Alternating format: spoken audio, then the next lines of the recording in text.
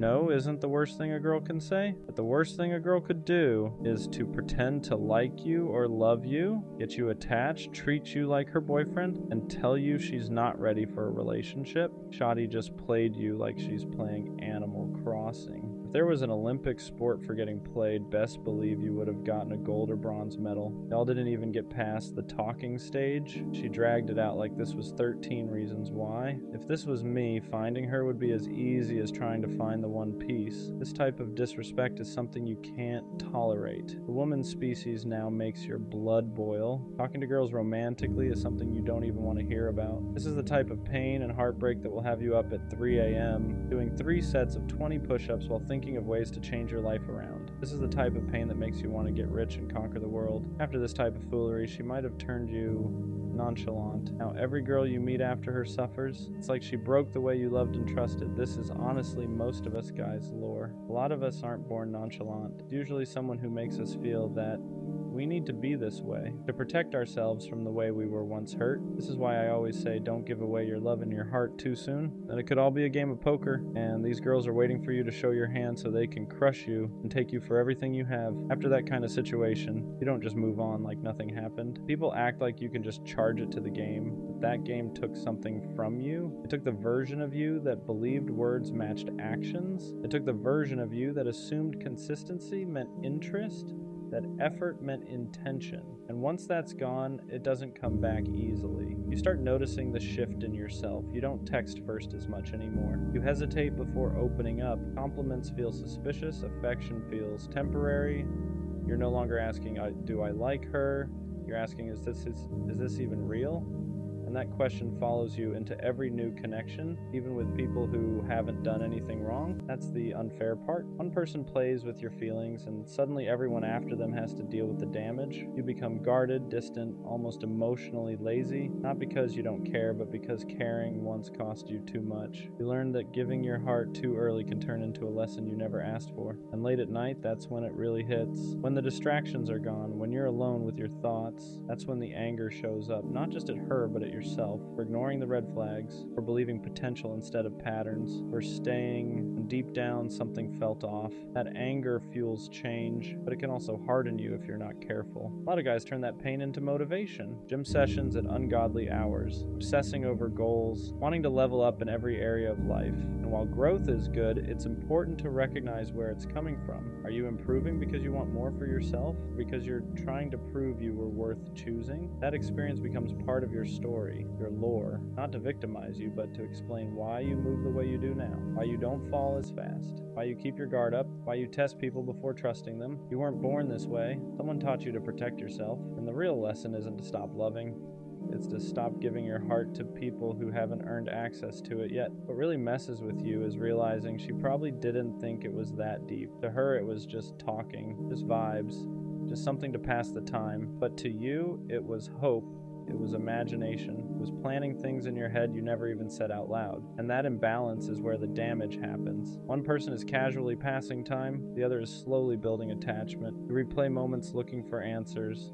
The good mornings, the late replies that still felt warm, the way she acted like she cared without ever committing to it, and you start asking yourself if you imagined it all, if you read too much into things, if you're the problem for feeling deeply in a world where people stay shallow on purpose. That's when trust starts cracking, not just trust in others, but trust in yourself. You stop believing your intuition because last time it led you straight into disappointment. So now you second guess everything. Is she flirting or just being nice? Does she actually like me or just like the attention? You become hyper-aware, constantly scanning for signs that history is about to repeat itself. And the worst part is how it rewires your expectations. You go into new situations already bracing for impact, already assuming it won't last, already preparing for the moment they pull back and say they're not ready. So instead of enjoying the present, you're always waiting for the drop, always half gone even when you're still there. This is how people become emotionally unavailable without meaning to, not because they don't want love, but because love once felt like a setup, like something that was offered just to be taken away. So you start protecting yourself in quiet ways. You don't get excited too fast, you don't express how much you care. You keep things surface level until someone proves they're different. But here's the truth, nobody tells you. What happened to you wasn't weakness. It was sincerity meeting someone who didn't know what they wanted. And that doesn't mean you should stop being sincere. It just means you have to be be more selective with who you give that version of yourself to. After that kind of situation, something shifts in you. You're not loud about it, you don't announce it, but you feel it in the way you move. You stop leading with your heart and start leading with caution. You don't text first as much, you don't double text. You don't let yourself get excited over potential anymore.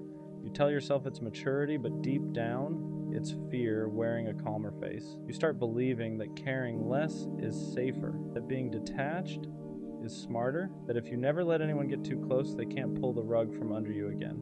So you keep people at arm's length, you flirt without intention, you talk without expectation, you convince yourself this is control, but really it's armor. And sometimes you miss the old you, the version of you that loved freely, that didn't overthink every reply, that didn't feel embarrassed for being excited about someone. You miss how deeply you used to feel before it backfired.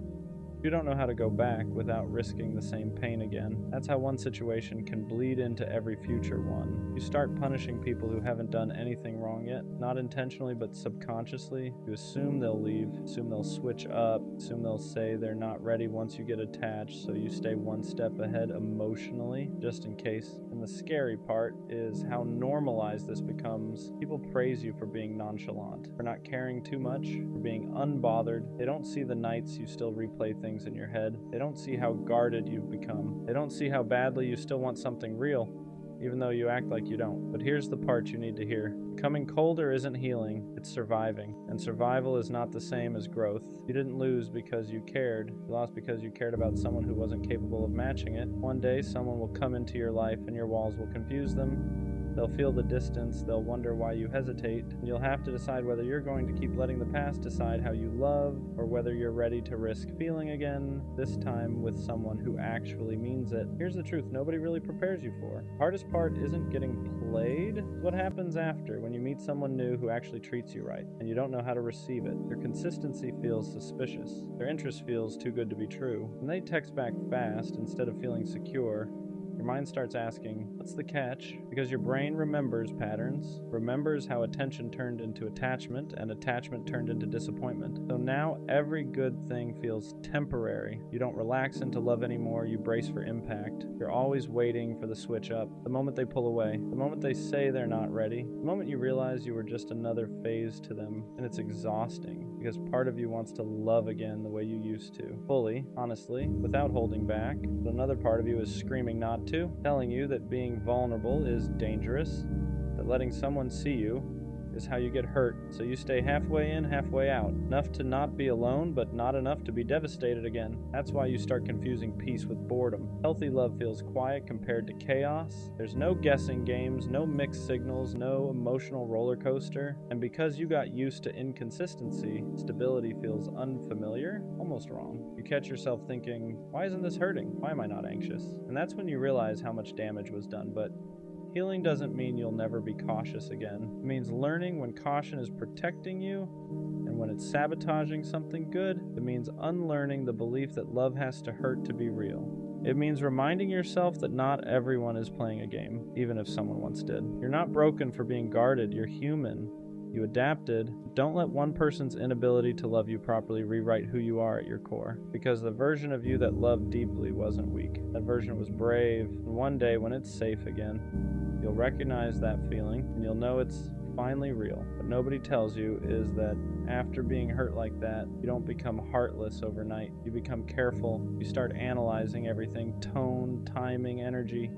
You replay conversations in your head, not because you're obsessed, but because you're trying to protect yourself from ever feeling that stupid again. You promise yourself you'll never miss the signs next time. So when someone new comes around, you don't jump in. You test the waters. You pull back just to see if they'll step forward. You stop texting first, not because you don't care, but because you're scared of caring more again. You don't want to be the only one invested. You don't want to be the one waiting ever again. And sometimes that defense mechanism costs you something real.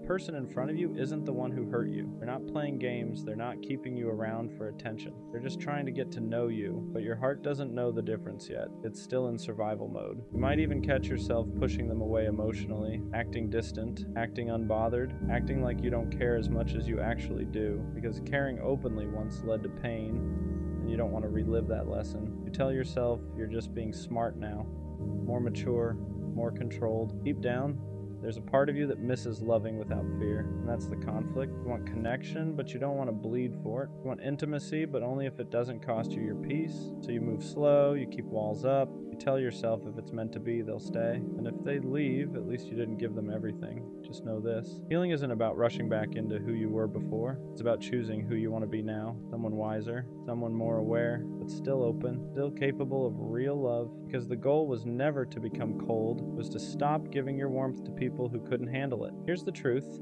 Most people never say out loud. Becoming guarded doesn't mean you lost your ability to love. It means you finally learned your worth. There's a difference. You didn't harden because you're bitter. You hardened because you had to survive something that broke you when you were genuine. You remember how freely you used to give, how you didn't hesitate, how you showed up with your whole chest. No hesitation, no backup plan. You didn't measure effort, you didn't keep score, you just loved. And when that got taken advantage of, it didn't just hurt your heart, it shook your identity, it made you question if being that open was a mistake. So now you hesitate, you don't open up right away, you don't trauma dump, you don't promise things too early. You don't let people know how deeply you feel until they've proven they're safe. And that's not weakness, that's discernment, that's growth. But sometimes people misunderstand that version of you. They call you distant, nonchalant, emotionless. They don't see the emotional discipline it took to become this way. They don't see the nights you had to teach yourself how to let go, how to sit with silence, how to stop chasing explanations that were never coming. And yeah,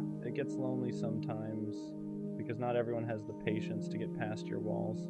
Not everyone understands that consistency matters more to you now than words. That effort means more than promises. That actions are the only language you really trust. The right person won't rush you. They won't demand access to parts of you they haven't earned. They won't punish you for protecting yourself. They'll understand that loving you means moving at your pace, showing up even when you don't ask, being steady when you're cautious. You're not broken. You're recalibrated. You didn't lose your softness. You just learned to aim it better. And one day, when someone proves they can handle your heart without hurting it, you'll feel it, because you'll want to open up again, not out of fear of losing them, but because it finally feels safe to stay. What people don't realize is that the walls you built weren't meant to keep love out. They were meant to keep the wrong people from walking in and wrecking everything again. You didn't wake up one day and decide to be distant. You became distant after explaining yourself one too many times to people who never listened, after forgiving things you never should have had to forgive, after loving someone who treated your heart like something disposable. There was a version of you that believed effort would always be met halfway, that if you just loved harder, communicated better, stayed patient longer,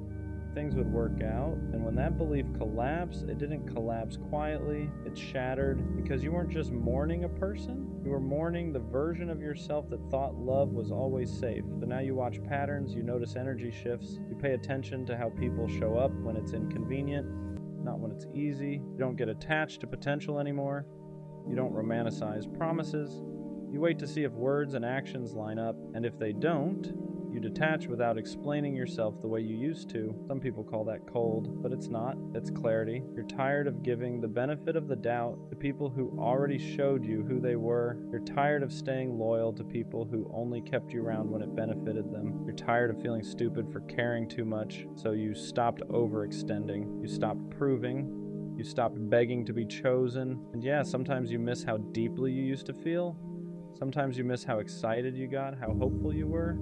But you also remember the crash, the nights you questioned your worth, the way your chest felt heavy for weeks, the way you blamed yourself for someone else's inability to love you properly. That's why you don't rush now. That's why you don't fall fast. That's why you protect your peace like it's sacred, because you know what it costs to rebuild yourself from emotional ruins. And the truth is, the right person won't see your caution as a flaw. They'll see it as proof that you value yourself. They'll be patient enough to earn your trust, consistent enough to soften your guard, safe enough to remind you that not everyone comes to take. You're not afraid of love, you're afraid of losing yourself again. And that fear makes sense. Here's the part nobody tells you when you go through something like that. The fact that you're guarded now doesn't mean you're broken. It means you survived, it means you learned, it means you finally stopped pouring yourself into people who treated your heart like something they could pick up and put down whenever they felt like it. You didn't lose your ability to love. You just stopped giving it to people who didn't know how to hold it. Deep down, that soft version of you still exists. The one who loves deeply, the one who shows up, the one who means what they say and stays when things get uncomfortable. You didn't kill that part of yourself. You just hid it, locked it away until someone proves they're safe enough to see it again. And that's growth, because love isn't about giving everything immediately anymore. It's about watching how someone treats your time, your effort, your vulnerability. It's about noticing if they stay consistent when there's nothing to gain, if they choose you when it's inconvenient, if they respect your boundaries instead of testing how far they can push them. You're not asking for perfection now. You're asking for honesty, for effort that doesn't disappear, for reassurance that doesn't feel forced, for a connection that doesn't make you feel anxious, confused, or small. And the right person won't make you feel like you have to guard yourself forever. They won't rush you. They won't pressure you to open up faster than you're ready. They'll understand why you hesitate, why you question, why you move slower than before, because they won't see your past as baggage. They'll see it as context. One day, someone will come into your life, and instead of triggering your fears, they'll quiet them. Instead of making you overthink, they'll bring peace. Instead of making you feel like you have to protect yourself, they'll make you feel protected. Until then, it's okay to choose yourself. It's okay to walk away faster. It's okay to protect your heart. You're not cold. You're not heartless. You're just done bleeding for people who never planned to stay. And when love comes again, it won't break you, because this time, you know your worth. I'll be gone one day. Not in a dramatic way. Not as a threat. Not as a goodbye. Just as a fact. One day, I won't be this accessible. I won't be this available. I won't be this version of me. And sometimes I wonder, will people notice? Will they realize what I carried, what I gave, what I stayed through? Or will it only make sense when I'm not around to do it anymore? It's strange feeling invisible while you're still here. You show up, you check in, you stay consistent, you carry conversations, you give effort, you hold things together quietly, but it feels expected, like your presence is normal, like your loyalty is assumed, like your effort is just background noise. And that's when the thought creeps in. If I stopped doing this, if I pulled back, if I disappeared, would anyone feel the shift? Or do people only realize what you meant after you're no longer there to give it? Being the strong one rarely gets applauded. You're the one people vent to, the one who keeps it together, the one who doesn't break down publicly. So they assume you're fine. They assume you don't need reassurance, don't need checking in, don't need to be chosen loudly, because you've trained everyone to see you as stable. But strength can be lonely, carrying everyone else's emotions while quietly managing your own, smiling through things you never fully process. And sometimes you think, if I ever stopped being the strong one, would anyone know how to hold me? Or would they only realize what I was carrying after I put it down? There's a quiet exhaustion that comes with always being dependable. You don't cancel, you don't disappear, you don't make people question where they stand with you. You're solid. And because of that, people get comfortable. They assume you'll always answer, always show up, always understand. But no one asks how much it costs you. No one sees the days you wanted to shut down, the moments you needed someone else to take the lead. Being reliable is a beautiful trait, but when it's constant, it becomes heavy. And sometimes you think, if I ever stop carrying this role, will they notice the weight I was holding all along? What happens when the dependable one finally pulls back? At first, nothing. People assume you're just busy, just tired, just having an off day. But when the consistency shifts, when the long paragraphs turn short, when the constant availability fades, that's when they feel it. The silence hits different when it's coming from the one who never used to go quiet. And suddenly they notice what you used to do, the way you checked in first, the way you kept things from falling apart, the way you made everything feel steady. And it's not about revenge, it's not about proving a point, it's about capacity, because even the strongest ones get tired of being unheld. And when they finally step back, it's not dramatic, it's quiet, but it changes everything. Being gone doesn't always mean physically leaving. Sometimes it means emotionally detaching. Still replying, but not overextending. Still present, but not pouring the same energy. Still there, but no longer carrying what isn't yours. That shift is subtle. You don't announce it, you don't explain it, you just stop overgiving. And the people who were used to your full capacity start to feel the difference, because now you're protecting your energy instead of offering it endlessly. You're choosing peace over being needed, and sometimes that's the real goodbye. Not disappearing, just deciding you deserve to be poured into too. Being gone one day might not mean disappearing. It might mean evolving, becoming a version of yourself that not everyone gets access to anymore. The version that over-explains, that overextends, that tolerates bare minimum, gone. The version that accepts crumbs just to keep the peace, gone. Growth changes your availability. You don't respond the same. You don't tolerate the same. You don't give the same unlimited access.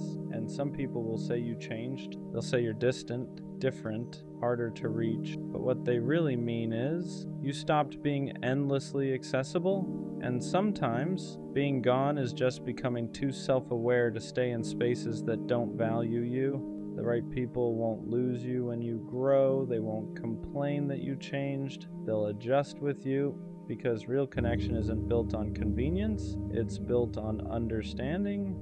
When you stop overgiving, the right ones won't call you distant. They'll ask if you're okay. When you set boundaries, the right ones won't feel attacked. They'll respect them. When you evolve, the right ones won't feel threatened. They'll evolve too. Growth doesn't push away what's aligned. It only exposes what was comfortable. And if one day you're gone because you chose peace over pressure, the people meant for you won't lose access. They'll meet you at your new level.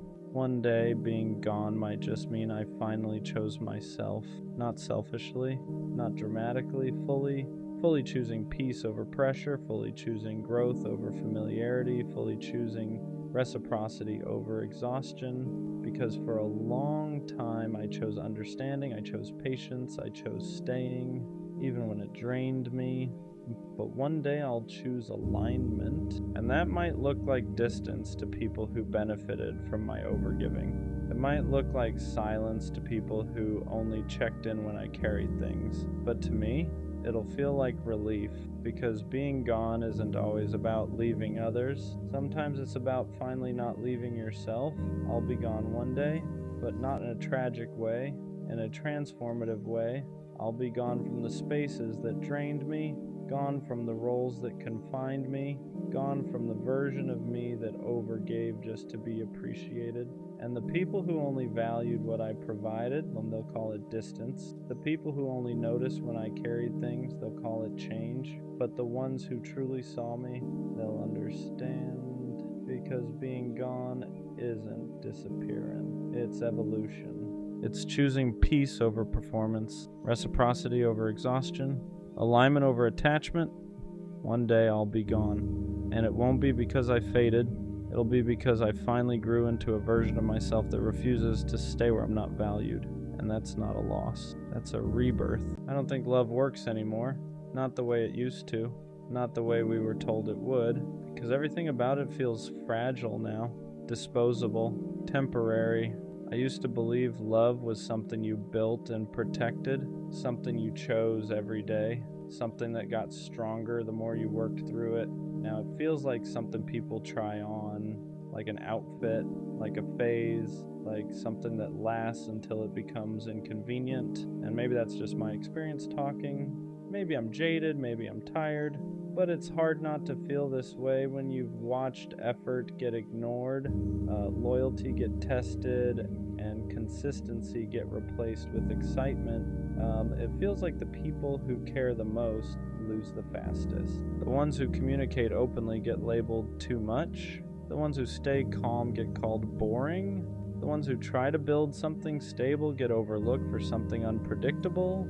And I don't understand when stability became unattractive. When did peace start feeling dull? When did consistency start feeling optional? When did love turn into a competition of who cares less? Because that's what it feels like now. Who replies slower? Who shows less emotion? Who keeps more options open? Who can detach quicker?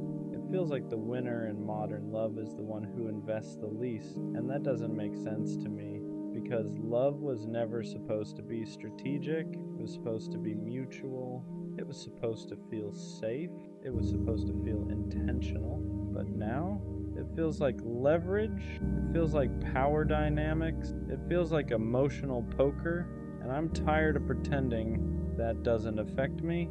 I don't want to play games. I don't want to pretend I don't care just to protect myself. I don't want to withhold affection just to maintain mystery. But every time I show up genuinely, it feels like I lose. And after enough losses, you start questioning the system, not yourself, the system. Because if doing things the right way keeps ending the wrong way, you start wondering if the rules changed, and maybe they did. Social media makes everyone feel replaceable. Dating apps make options endless. Attention is constant. Validation is everywhere, so commitment feels outdated. Why work through something uncomfortable when you can scroll into something new? Why communicate through confusion when you can ghost and reset? Why fix when you can replace? And I hate that mindset, but I see it everywhere. And after a while, it makes you wonder if love is even designed to last in this environment. If loyalty is rare, if depth is rare, if patience is rare. And when something is rare, it's harder to find. And when it's harder to find, you start feeling like maybe it doesn't work anymore. Not because love isn't real, but because people aren't built to sustain it. And that's the scariest thought, because I don't want to become cold. I don't want to stop believing, but I'm tired of investing in something that feels unstable. I'm tired of building just to watch it collapse. I'm tired of thinking something is solid just to realize it was temporary. And maybe love still works. Maybe it's just harder to find. Maybe it requires more maturity than most people are willing to bring. But right now, it feels broken. Not love itself, but the way we handle it. And I don't know if that's pessimism talking or experience. I think what makes me say, I don't think love works anymore isn't bitterness. It's exhaustion. Because every time I try to approach it the right way, intentional, honest, consistent, it feels like I'm bringing depth into a space that rewards detachment. And after a while, you start feeling like you're built wrong for this era. Like maybe you cared too much. Like maybe you expect too much. Like maybe you still believe in something that everyone else quietly downgraded. It feels like effort used to mean something. Now effort feels risky. Because the more you give, the more exposed you are. And exposure in modern dating feels dangerous. The one who opens up first is vulnerable. The one who commits first is replaceable. The one who expresses feelings first is too invested. So people hold back. They ration affection. They ration honesty. They ration effort. And when both people are rationing, nothing fully forms. It becomes this half-built connection where nobody is fully in, just partially attached and partially guarded. And that's where love starts to feel like it doesn't work, because love requires surrender, not recklessness. Not obsession, but surrender. You have to be willing to be seen, willing to risk loss, willing to invest without guaranteed return. And nobody wants to do that anymore. Everyone wants certainty before commitment, proof before vulnerability, security before effort. But that's not how love works. Love is built in uncertainty. It's built in risk. It's built in choosing someone without knowing the full outcome. And we live in a time where uncertainty feels intolerable. We want options. We want backup. We want insurance. So instead of building depth with one person, we keep one foot out the door just in case. And you can't build something real with one foot already outside. That's why it feels broken. Not because love itself stopped working, but because we approach it defensively now. And I get it. People have been hurt. People have been betrayed. People have been replaced, so they protect themselves. But protection can slowly turn into detachment, and detachment kills depth. You can't love deeply if you're constantly calculating exits. You can't bond securely if you're scanning for upgrades. You can't build trust if you're always half preparing for collapse. And I'm tired of feeling like I have to adapt to that. I don't want to love strategically. I don't want to care less just to stay safe. I don't want to pretend I don't feel strongly just to avoid looking invested. But when you keep getting hurt for showing up fully, you start wondering if maybe the world rewards the opposite. And that's where the doubt creeps in. Maybe love doesn't work anymore because too many people are operating from fear instead of intention. Too many people want the feeling of love without the responsibility of it. They want butterflies, but not boundaries. Excitement, but not effort. Chemistry, but not consistency. And chemistry fades without consistency. Excitement fades without stability. Butterflies disappear when there's no structure holding them, so relationships collapse. And instead of reflecting, people reset, and the cycle continues. And when you've seen that cycle enough times, it's hard not to feel like something fundamental shifted. Like the culture around love changed. Like commitment feels heavier now. Like loyalty feels optional. Like patience feels outdated. And maybe I'm wrong. Maybe there are still people who believe in depth. Maybe there are still people who value stability. Maybe there are still people who don't treat connection like it's disposable. But when your personal experiences keep showing the opposite, it's hard to stay optimistic. It's hard to believe love works when everything around it feels temporary. And I don't want to lose faith, but I also don't want to keep pretending it's easy, because it's not anymore. And maybe love still works, but maybe it only works when two people are equally ready to stop playing defense, and that combination feels rare, not impossible, just rare. And rare takes patience, and patience feels hard when you've already invested so much of it before. So yeah, right now it feels broken. But maybe what's broken isn't love. Maybe it's how we've learned to approach it, and that might be fixable, but only if both people are willing to actually build instead of constantly preparing to leave. Maybe the real reason I don't think love works anymore is because it feels like timing is always off. You meet someone who seems aligned, you connect, you talk for hours, you feel understood, and then something small shifts. Not dramatic, not explosive, just subtle. They pull back slightly, energy changes, consistency drops, and instead of addressing it directly, things fade. That's what modern love feels like. Not endings, fading, no real closure, no real confrontation, just gradual detachment, and it leaves you questioning everything. Did I imagine the connection? Did I misread the depth? Did they ever feel it the way I did?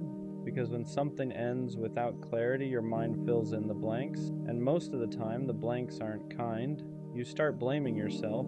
Maybe I was too much, maybe I wasn't enough, maybe I moved too fast, maybe I didn't move fast enough, and that mental spiral gets exhausting.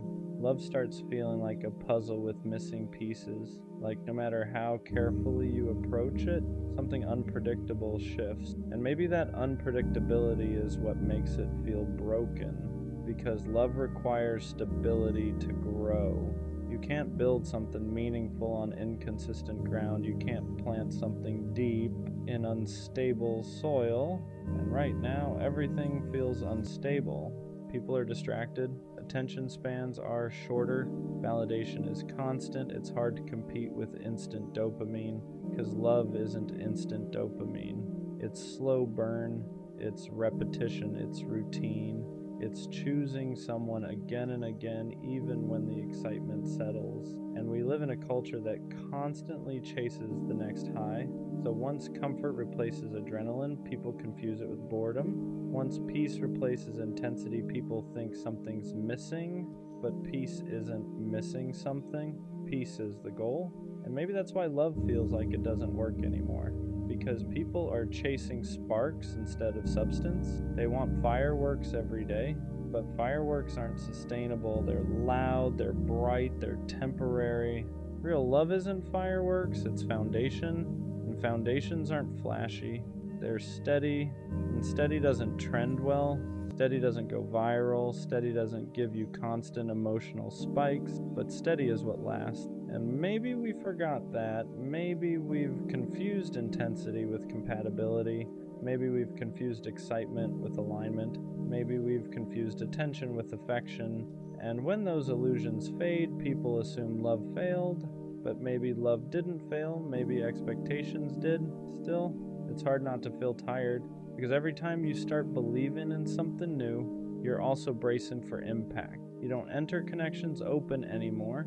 You enter them cautiously, guarded, prepared, and that guarded energy changes everything, because love thrives in openness, and guarded hearts can't fully attach. So it becomes this cycle.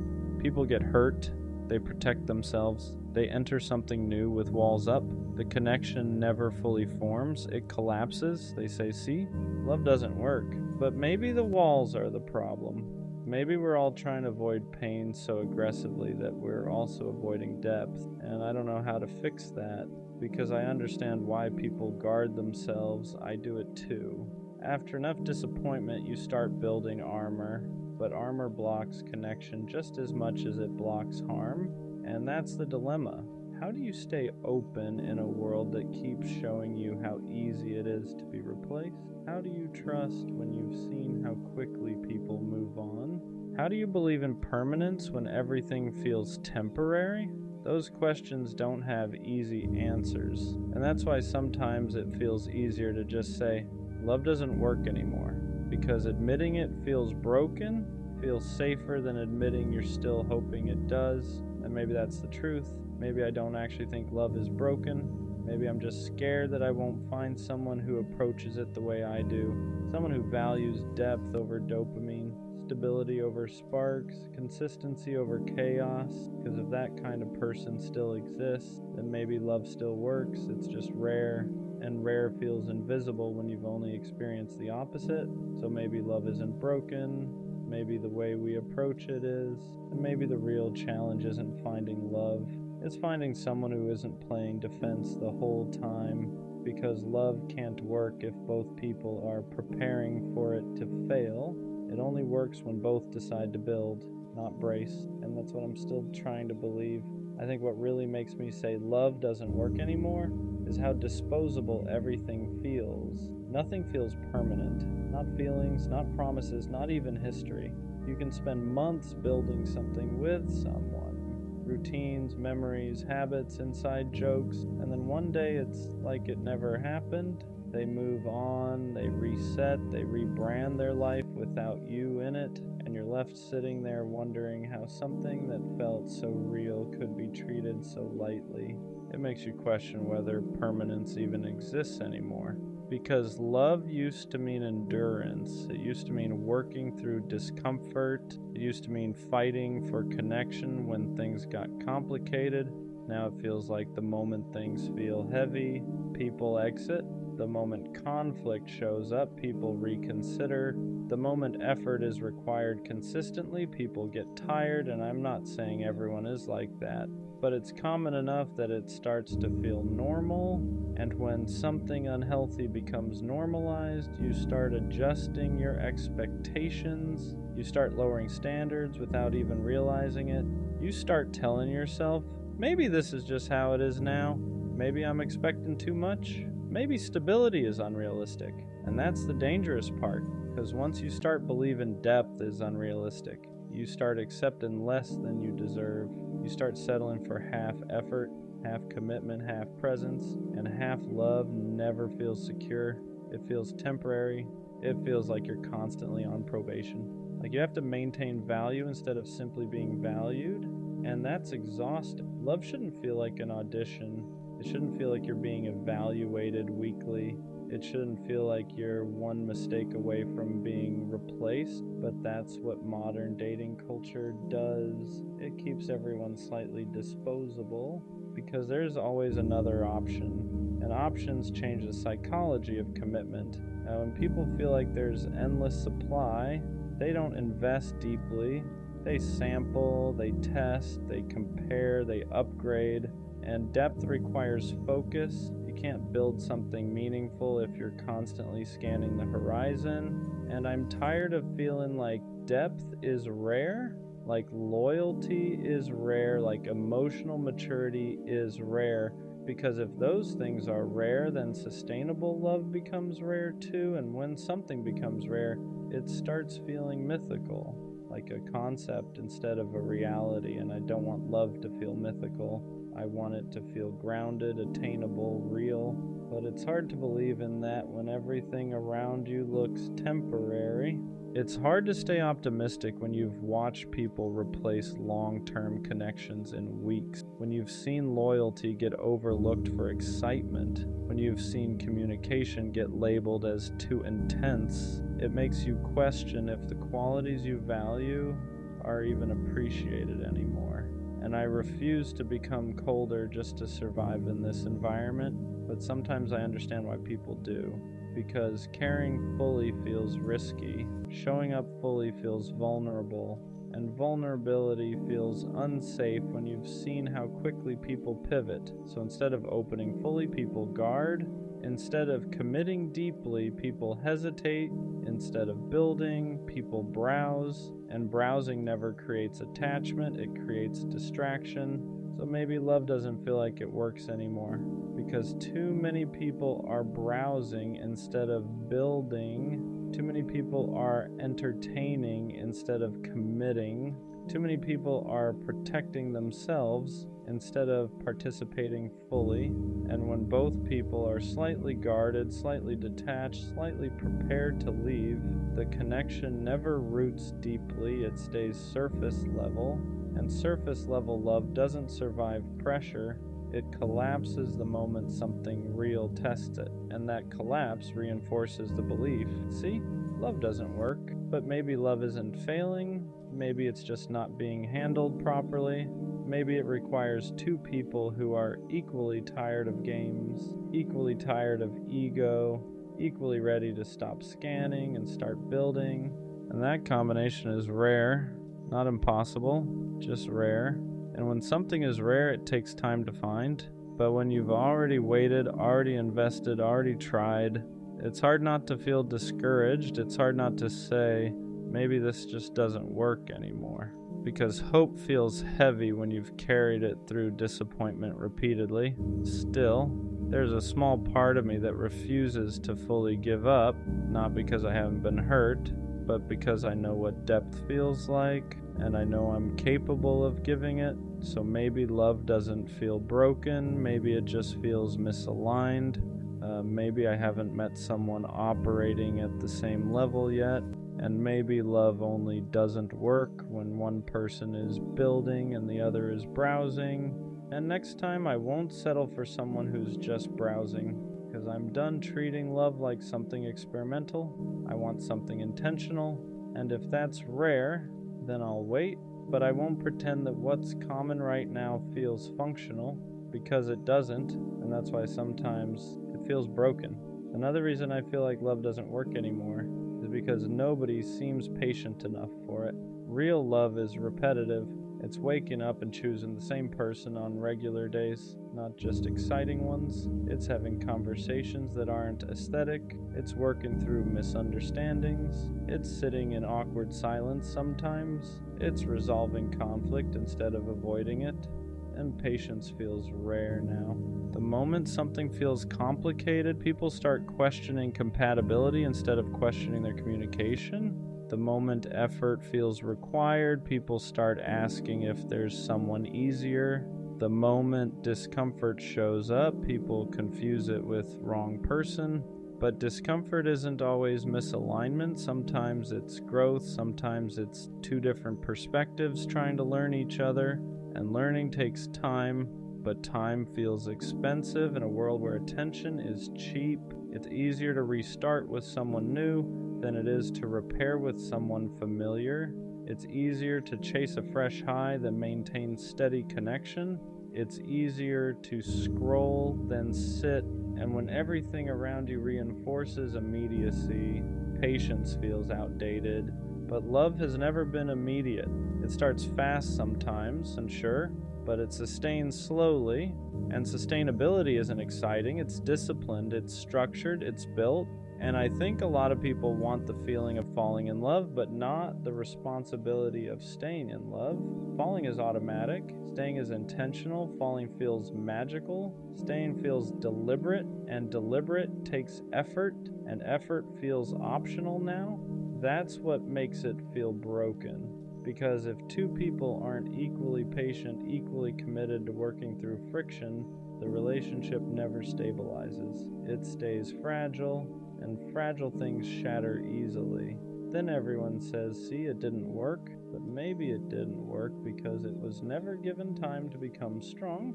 You can't plant something and expect it to grow overnight, but people expect emotional security immediately. They expect certainty quickly. They expect perfection early. And when reality shows flaws, they exit instead of adjusting.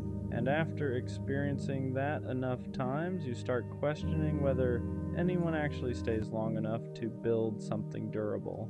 It's exhausting to be the only one willing to sit in discomfort and talk it through. It's exhausting to be the only one committed to fixing instead of fleeing. It's exhausting to feel like you're building while the other person is evaluating, and evaluation kills intimacy. Because if someone is constantly assessing whether you're worth it, they're never fully in. They're half invested, half prepared to leave.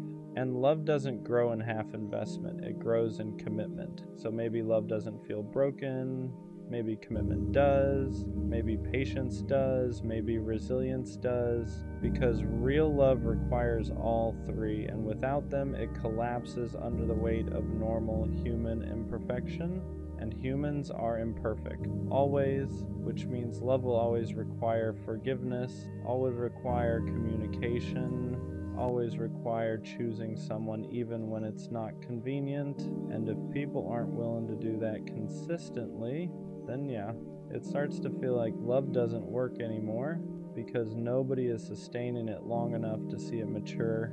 And maturity is where love actually becomes powerful, not in the butterflies, not in the early intensity, but in the stability that comes after. And maybe we're just living in a time that glorifies the beginning but undervalues the maintenance, and maintenance isn't sexy, but it's essential. And I'm not ready to say love is dead, but I am ready to admit that patience feels endangered, and without patience, nothing lasting survives. Maybe love doesn't feel like it works anymore because nobody trusts it. Not fully, not without hesitation. Everyone says they want something real, but when something real starts forming, fear shows up faster than commitment. Fear of being replaced, fear of being cheated on, fear of being the one who cares more, fear of looking stupid. So instead of leaning in, people brace. They stay slightly detached. They keep backup options emotionally. They don't say everything they feel. They don't invest fully.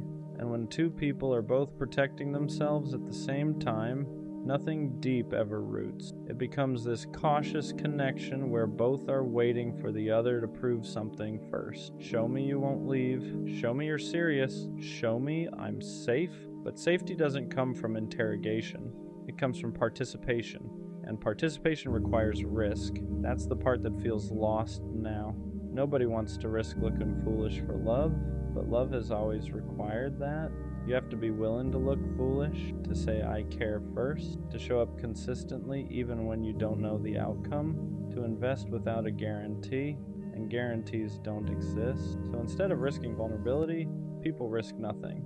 They test, they observe, they calculate, they delay emotional investment until it feels secure. But emotional security doesn't grow from calculation.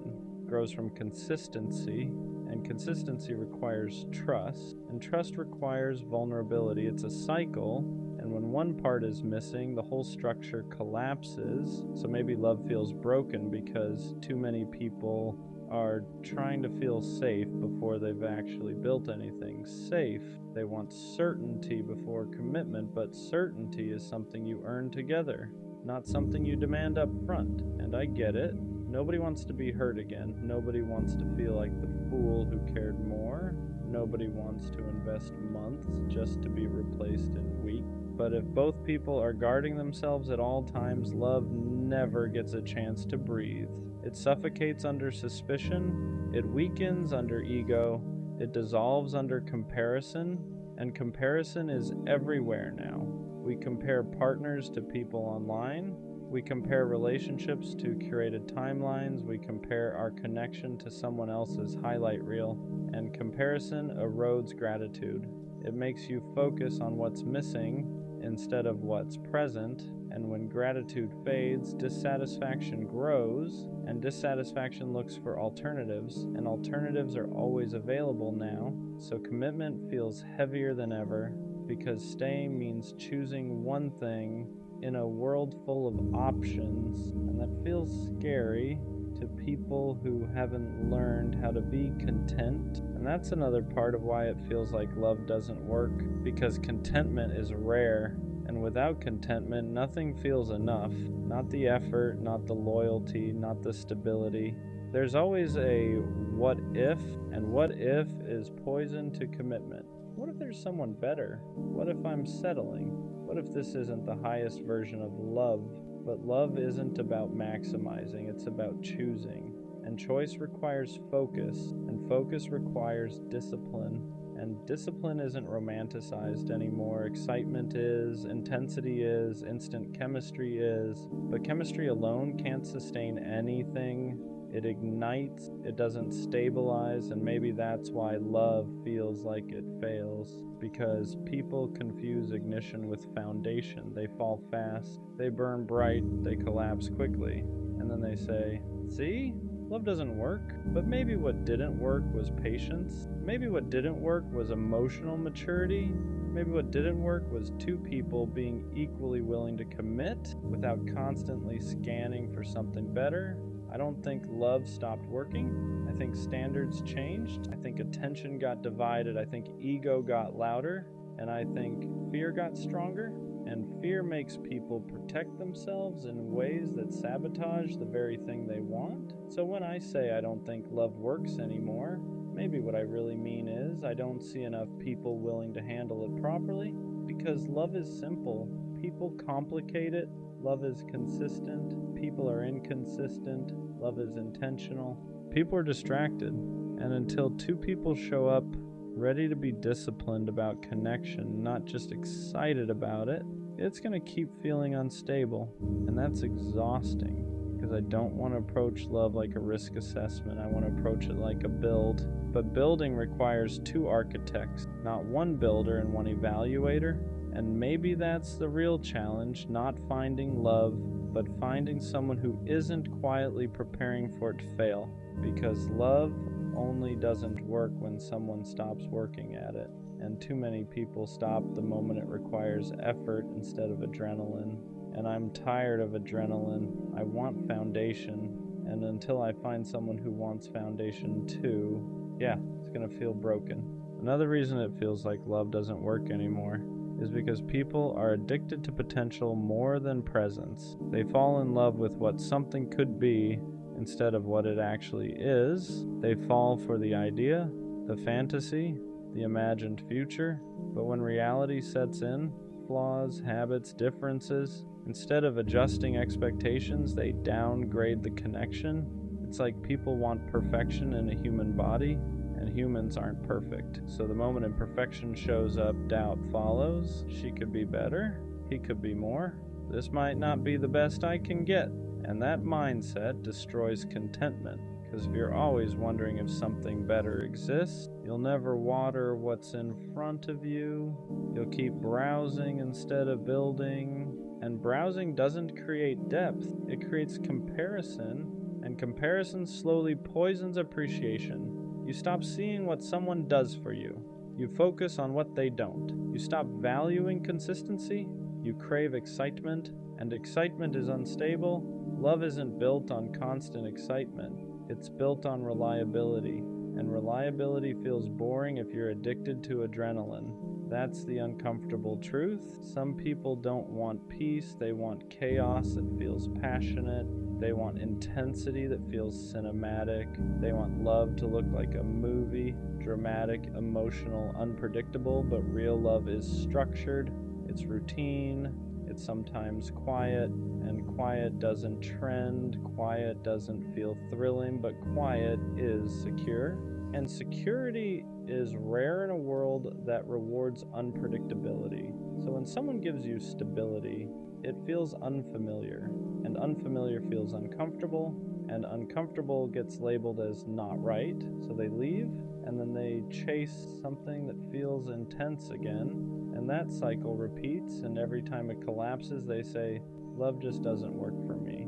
But maybe it's not love that's failing, maybe it's expectations, maybe it's the craving for perfection, maybe it's the refusal to accept that long-term connection requires compromise and discipline, because compromise doesn't mean settling, It means adjusting. It means understanding that no person will check every box. It means valuing depth over dopamine. And dopamine fades, depth stays, but depth requires maturity. And maturity isn't loud, it's subtle, it's calm, it's secure enough to not constantly question whether something better exists. And that kind of security feels rare right now. It feels like people want love to feel good every second, but no connection feels good every second. There are misunderstandings, bad days, moments of frustration, and if someone expects constant emotional highs, they'll leave the moment it feels neutral. And neutral isn't bad. Neutral is stable, but stability doesn't give you butterflies, it gives you peace, and peace feels unfamiliar in a culture addicted to stimulation. So yeah, sometimes it feels like love doesn't work anymore because people don't recognize it. When it's calm, they mistake chaos for chemistry. They mistake unpredictability for passion. They mistake anxiety for attraction, and healthy love doesn't feel anxious, it feels steady. But if someone's nervous system is used to chaos, steady feels boring, and boring feels wrong, so they leave something stable for something intense. And intensity fades, and the cycle repeats, and that repetition creates the illusion that love is broken. But maybe what's broken is the way people define it. Maybe love hasn't changed, maybe we have, maybe we expect too much fantasy and not enough responsibility. Maybe we want effortless depth, but depth is never effortless. It's built, maintained, protected, and protection requires discipline, and discipline isn't romanticized anymore. But without it, nothing lasts. Well, maybe love still works, but only for people who understand that it's not supposed to feel like fireworks forever. It's supposed to feel like foundation. And foundation doesn't crumble at the first sign of imperfection. It strengthens when both people decide to reinforce it. And that's the part that feels rare. Not love, but two people equally ready to treat it like something sacred instead of something optional. And until that alignment happens, yeah, it's gonna keep feeling broken. And sometimes I wonder if the reason love feels broken is because people are more afraid of vulnerability than they are of loneliness. Loneliness is uncomfortable, but vulnerability feels dangerous. Loneliness just feels empty.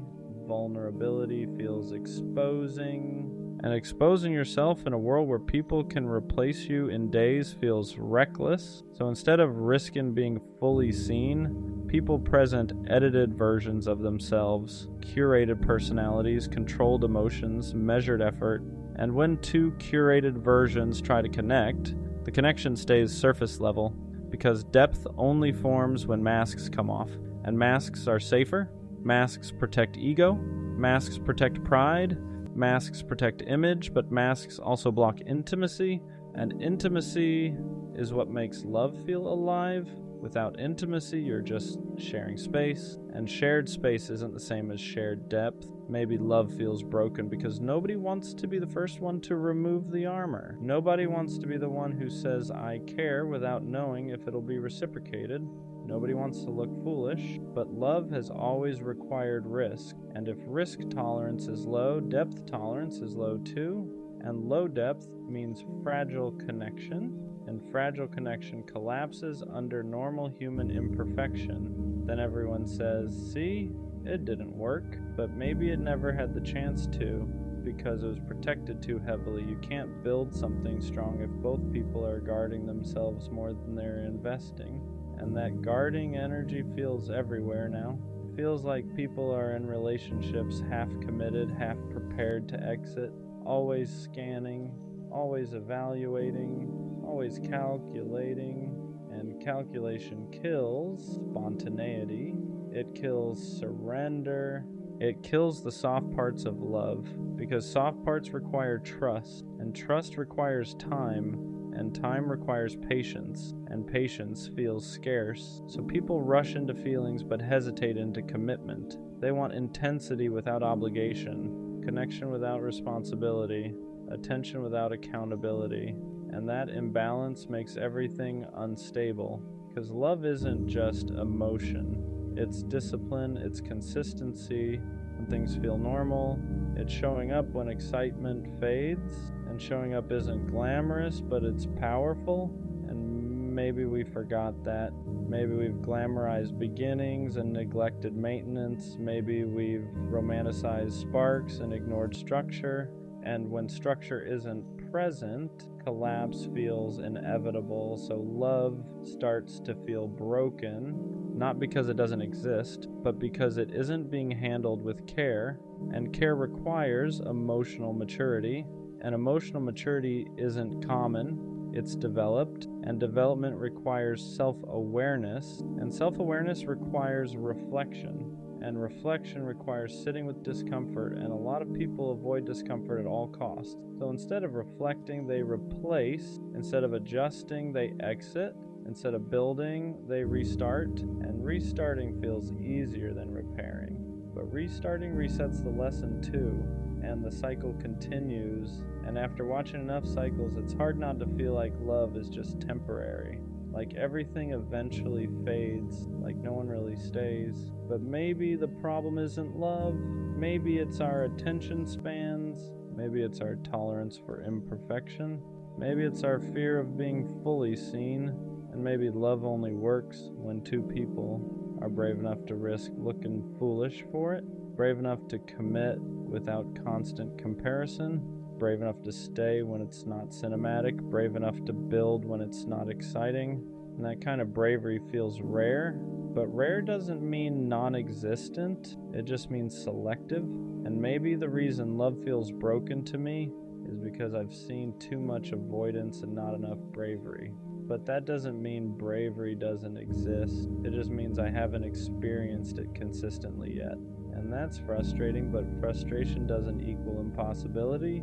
It just means the standard is high, and high standards take time to align with. But maybe love isn't broken, maybe it's just misused. And until two people approach it with equal discipline and equal depth, it's going to keep feeling unstable. But I still believe, even if it's quiet belief now, that real love requires courage. And courage isn't loud, it's consistent. And when I find someone consistent enough to stay through discomfort instead of running from it, maybe it won't feel broken anymore. Maybe it'll finally feel built. There's another truth I don't always say out loud. Sometimes when I say I don't think love works anymore, what I really mean is I'm scared to believe in it again. Because believing in it requires hope, and hope is heavy when you've watched things fall apart more than once. It's easier to say love is broken than to admit you're afraid of being hurt again. It's easier to act attached than to admit you still want something real. It's easier to lower expectations than to risk disappointment. But the reason it still frustrates me so much is because I do believe in depth, I believe in loyalty, I believe in consistency, I believe in choosing someone and actually staying. So when I look around and see temporary everywhere, it feels like I'm out of place, like I'm built for something that isn't common anymore. And that can make you feel isolated, because you start wondering if you're unrealistic, if you expect too much, if maybe you're the one who needs to adapt. But adapting to a culture that treats connection lightly feels like losing something essential. And I don't want to lose that. I don't want to become someone who loves halfway. I don't want to become someone who keeps emotional backups. I don't want to become someone who leaves at the first sign of discomfort. But when you keep getting hurt for caring deeply, you start questioning if depth is sustainable. You start questioning if maybe emotional availability is a liability. And that's where it starts to feel broken, because when emotional maturity feels like a disadvantage, something is misaligned. If being honest gets you labeled as too intense, if being consistent gets you labeled as too predictable, if being loyal gets you taken for granted, then it feels like the traits that build love aren't valued anymore, and that's exhausting. Because I don't want to play a game where detachment wins. I don't want to pretend I don't care just to maintain power. I don't want to approach relationships strategically. I want to approach them intentionally. And intentional love requires two people who are equally committed to depth, not one person building and one person browsing, not one person healing and one person distracting, not one person fighting and one person evaluating, two people building together. And maybe that's why it feels broken, because alignment like that feels rare. Not because it doesn't exist, but because it requires both people to be self-aware enough to recognize what they're building. And self-awareness takes work, and not everyone does the work. But here's something I'm slowly realizing. Just because I haven't experienced that alignment consistently doesn't mean it doesn't exist. It just means I haven't found someone operating at the same emotional frequency yet. And maybe love doesn't feel like it works because I've been encountering people who are still figuring themselves out, still healing, still exploring, still distracted, and there's nothing wrong with that. But if two people aren't equally ready, love will always feel unstable. So maybe love isn't broken, maybe timing is, maybe readiness is, maybe emotional maturity is, and that's a different problem than love itself. Because love, real love, still requires the same ingredients it always has. Trust, patience, consistency, effort, communication, choice. Those haven't changed. What's changed is how many people are willing to commit to them long term. And that's what makes it feel fragile, but fragile doesn't mean impossible. It just means selective. And maybe the reason it feels broken is because I haven't experienced the selectivity paying off yet. So do I really think love doesn't work anymore? Or am I just tired? Tired of building with people who weren't ready? Tired of investing in connections that weren't aligned? Tired of watching things collapse because one person stopped trying? Maybe what feels broken isn't love. Maybe it's my optimism. Maybe it's my patience. Maybe it's my energy. Because loving deeply takes energy. Believing in something lasting takes courage. And after enough disappointment, courage feels heavy. But here's what I know. I don't want temporary.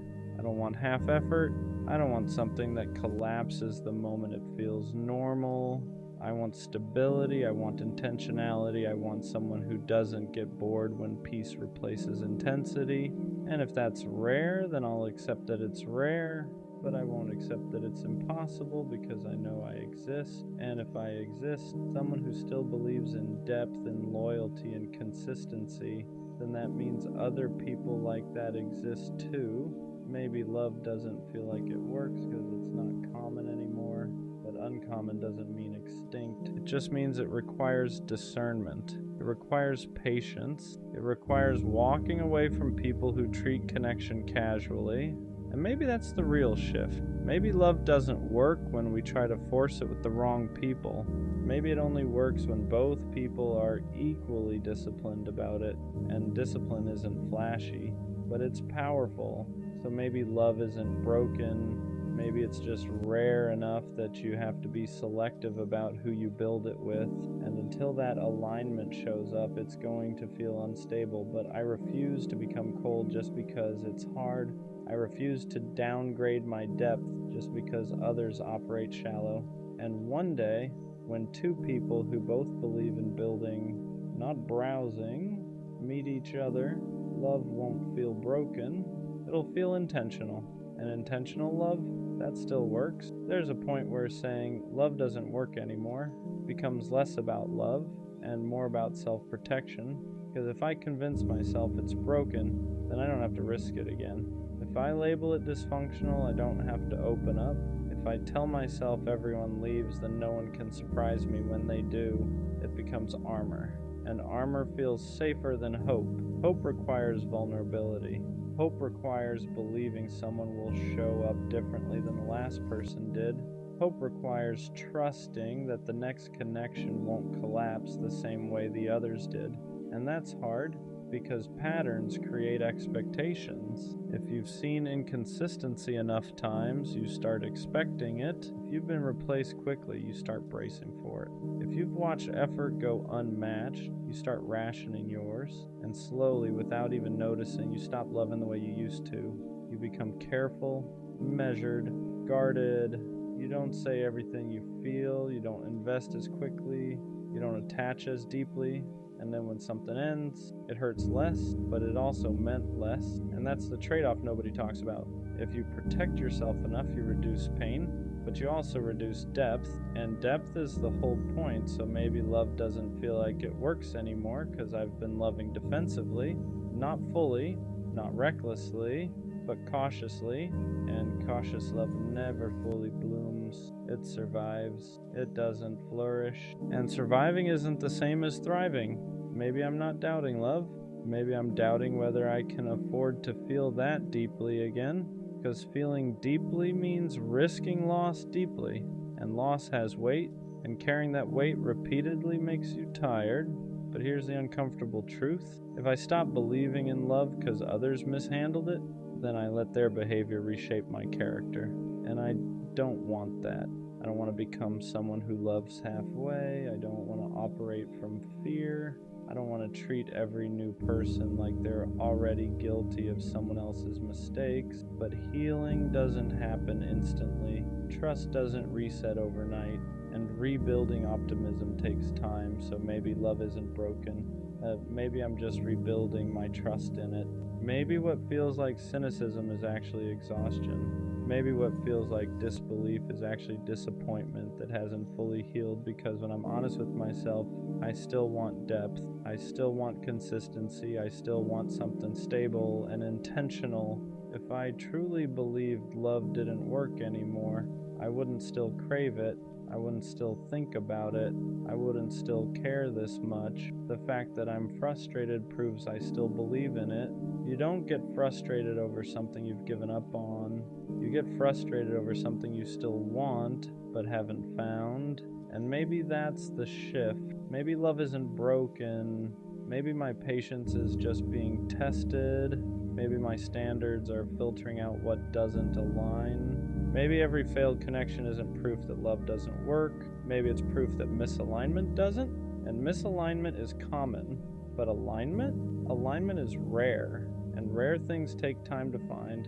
So maybe I need to stop saying love is broken. Maybe I need to say love is selective.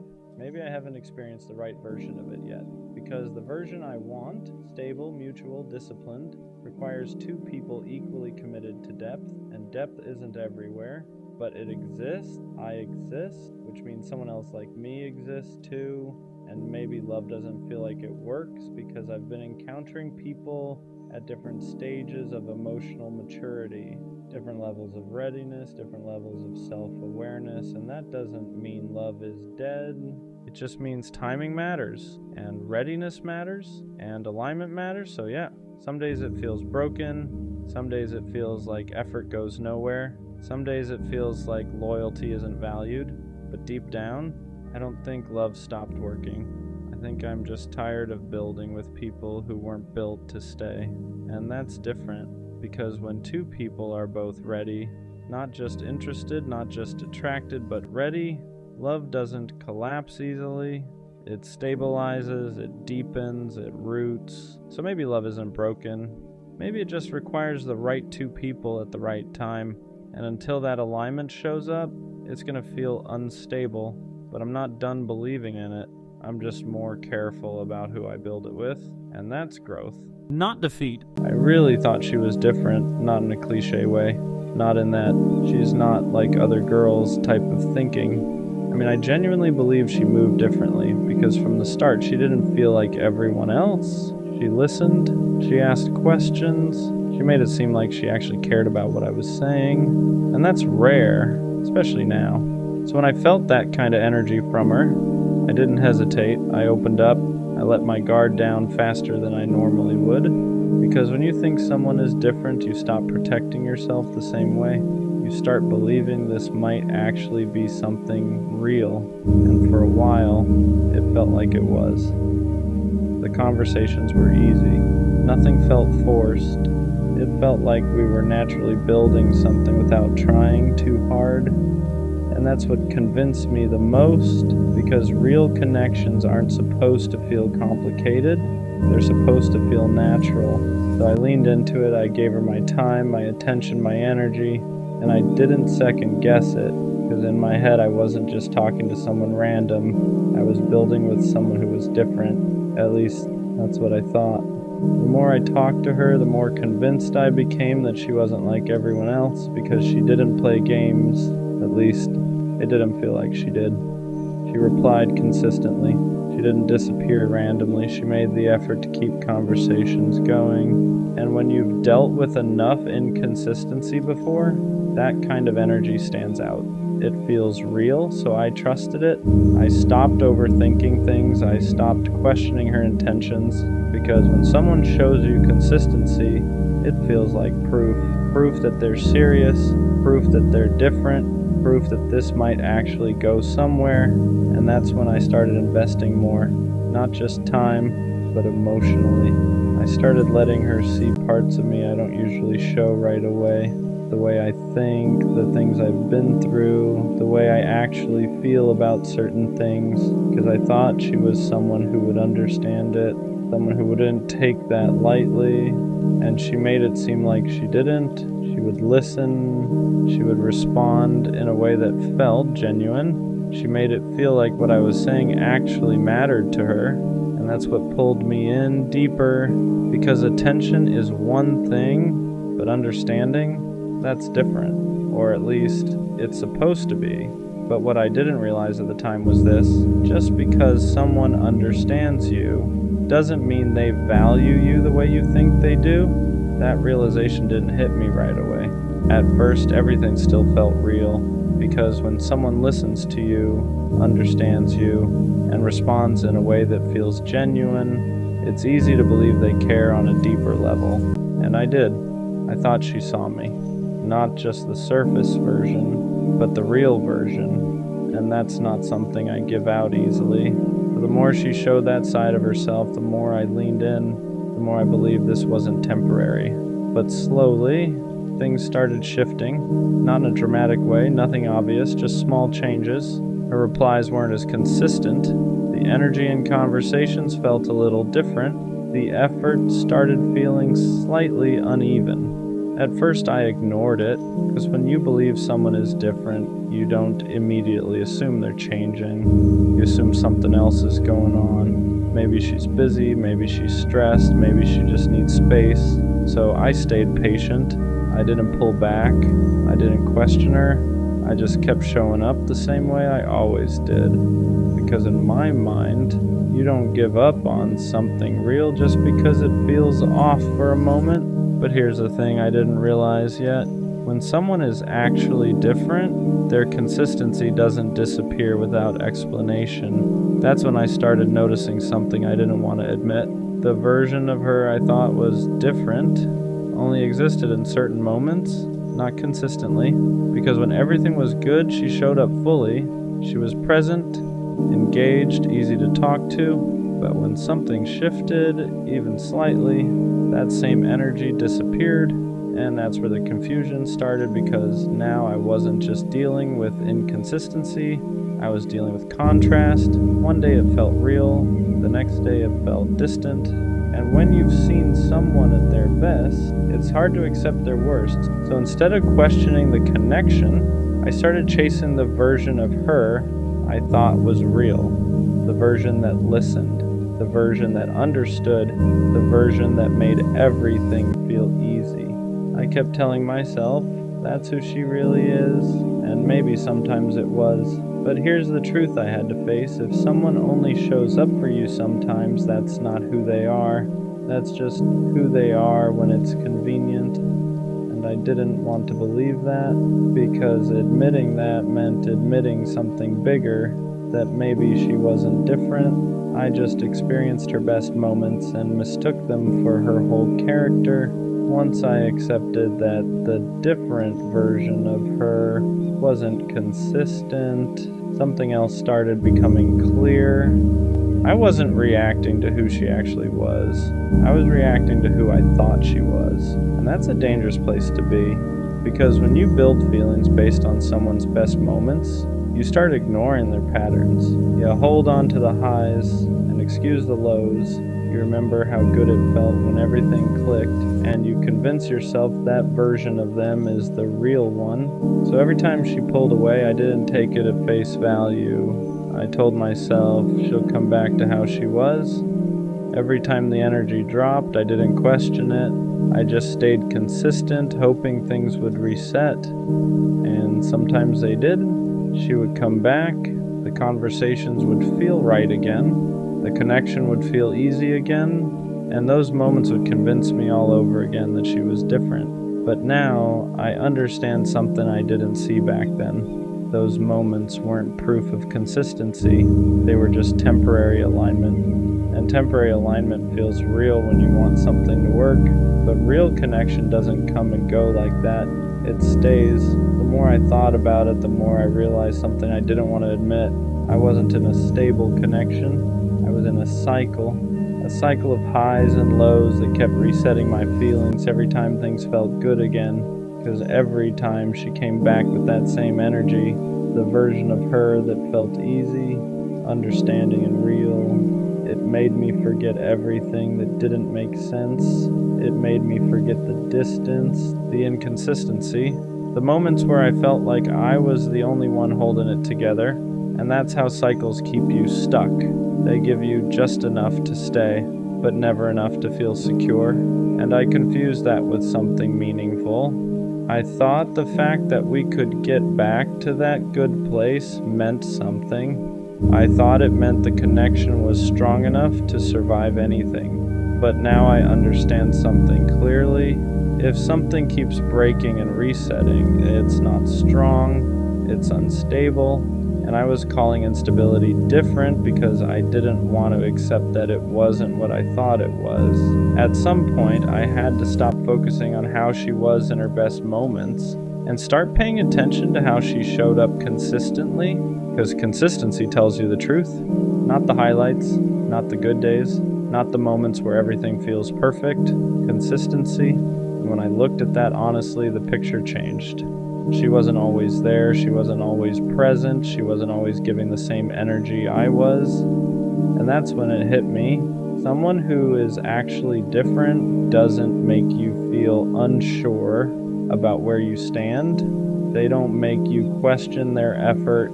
They don't make you feel like you're chasing clarity. They give you that clarity naturally, and I didn't have that. I had moments of clarity mixed with long stretches of confusion, and confusion isn't what different feels like. Once I stopped chasing the version of her I wanted, everything started making more sense, because the truth is, she didn't change. I just started seeing her clearly. She was consistent in one way. She showed up when it was easy, when the energy was good, when the conversations were light, when everything felt natural. But when things required depth, consistency, effort over time, that's when the difference showed. And that's when I had to admit something to myself. She wasn't different in the way I thought. She was just different from what I was used to at the beginning. And I held on to that version too long. For a while, that realization hurt more than anything else, because it made me feel like I misread everything, like I believed in something that wasn't actually there. But over time, I started understanding something important. I didn't imagine a connection. Those moments were real. They just weren't sustainable. And that's the difference. Something can feel real in the moment and still not be built to last. And I think that's what I experienced. Not something fake, just something temporary that I thought was permanent. So yeah, I thought she was different. And in some ways she was. She showed me a version of connection that felt real. She made it easy to open up. She made it feel like something deeper was possible. But being different at the beginning isn't the same as being consistent in the long run. And that's the lesson I had to learn, because the right person isn't just different when things are good. They're consistent when things aren't. They don't come and go. They don't leave you guessing. They don't make you question what you felt. They match it every time. So no, she wasn't the kind of different I thought she was. But now I know what real different actually looks like. And next time, I won't confuse moments for meaning. I tried to be enough for her, not in a fake way, not in a changing who I am way, but in a way where I genuinely believe that if I showed up right, it would be enough. So I gave more time, more attention, more patience. Whenever something felt off, I didn't pull away, I leaned in, because in my head, if something is slipping, you don't let go. You hold it tighter, you fix it, you show up better. But what I didn't understand at the time was this: you can't be enough for someone who's already unsure about you. The more I tried to be enough for her, the more I started losing myself in the process. Because every time something felt off, I didn't question her. I questioned me. Maybe I wasn't doing enough. Maybe I wasn't saying the right things. Maybe I needed to be more understanding, more patient, more whatever she needed, so I adjusted. Not all at once, just little changes, trying to meet her where she was, even when she wasn't meeting me back. And that's how it starts. You don't notice it right away, but slowly you go from being yourself to being who you think they'll stay for. And the crazy part is, the more I gave, the less it seemed to matter, because being enough isn't something you prove through effort. It's something someone decides, and I was trying to earn something that isn't earned like that. I thought if I stayed consistent enough, if I showed her I wasn't going anywhere, if I made it clear how much I cared, she would eventually see me the way I wanted her to, but she didn't. And that's when it started hitting me. This wasn't about effort anymore, because if someone already sees you as not quite enough, no amount of extra effort fixes that. It just exhausts you. You keep giving, keep adjusting, keep trying to close a gap that only exists in their perception, and that gap never closes, because it was never about what you lacked. It was about how they saw you, and that's something you can't control. There were moments where I thought I was finally getting there. Moments where she seemed more present, more engaged, more like everything I had been trying to build toward, and those moments kept me going, because they felt like progress, like proof that everything I was doing was starting to work. But looking back now, those weren't breakthroughs. They were just temporary highs in something that was still unstable. And every time it dropped again, I went right back into trying to fix it, trying to understand it, trying to be better, because I didn't want to accept something simple, that I could be everything I was supposed to be and still not be enough for her. That's a hard truth to sit with, because it forces you to stop trying and just see things for what they are. For a while, I took it personally. I thought it meant something about me, like I was missing something, like I needed to improve something to be chosen. But now I understand something clearly. You're not supposed to feel like you're constantly proving your worth to someone who truly values you. That feeling, that constant need to be more, that's not love. That's insecurity being fed by inconsistency. Because the right person doesn't make you feel like you're almost enough.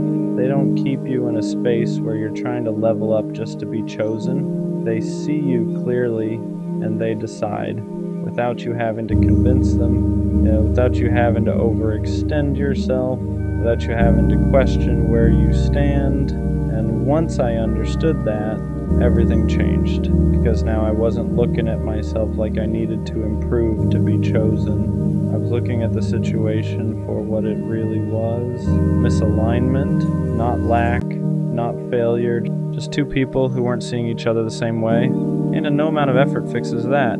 So yeah, I tried to be enough for her, and for a while I thought I wasn't, but now I see it differently. I was already enough, just not for her, and that's okay, because the goal was never to become enough for the wrong person. It's to be recognized by the right one, the one who doesn't need convincing, the one who doesn't need you to prove your value, the one who sees you and chooses you as you are. So I'm not trying to be more anymore. I'm just being real and letting the right person recognize it. I didn't walk into this guarded. I didn't play games. I didn't keep one foot out the door. I trusted you. I trusted your words. I trusted the way you looked at me like I was safe. I trusted the version of you showed me when it was just us. That's what hurts the most. Not that you left, but that you let me believe you wouldn't. I opened up in ways I don't do often. I told you things I never say out loud. I let myself feel comfortable being soft around you, and you watched me do that. You knew how much it meant. You knew how careful I was with my heart, and you still broke it. Not all at once, not dramatically, slowly. You pulled back without explanation. You changed without warning. You stopped choosing me, but kept me close enough to not fully let go. And I stayed longer than I should have because I believed in the version of you I first met. That's on me. I ignored the signs. I excused the distance. I told myself you were just overwhelmed, just busy, just figuring things out. But the truth is, you were figuring out life without me, and I was still holding space for you, like you were coming back. What really broke me wasn't losing you.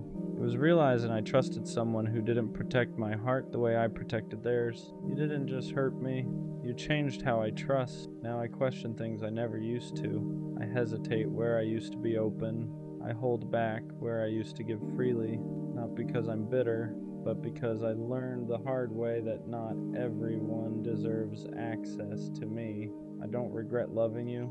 I regret trusting you with something you weren't ready to hold, and that's the part I'm still healing from. Not the heartbreak, but the betrayal of believing you were different. What messed me up the most was how easy it was for you, how easily you switched up, how quickly I became optional, how natural it felt for you to move on like nothing happened. Meanwhile, I was still trying to understand when things changed. I kept replaying conversations, looking for the moment where I messed it up, where I said too much, where I trusted too fast, because that's what you do when someone breaks your heart quietly.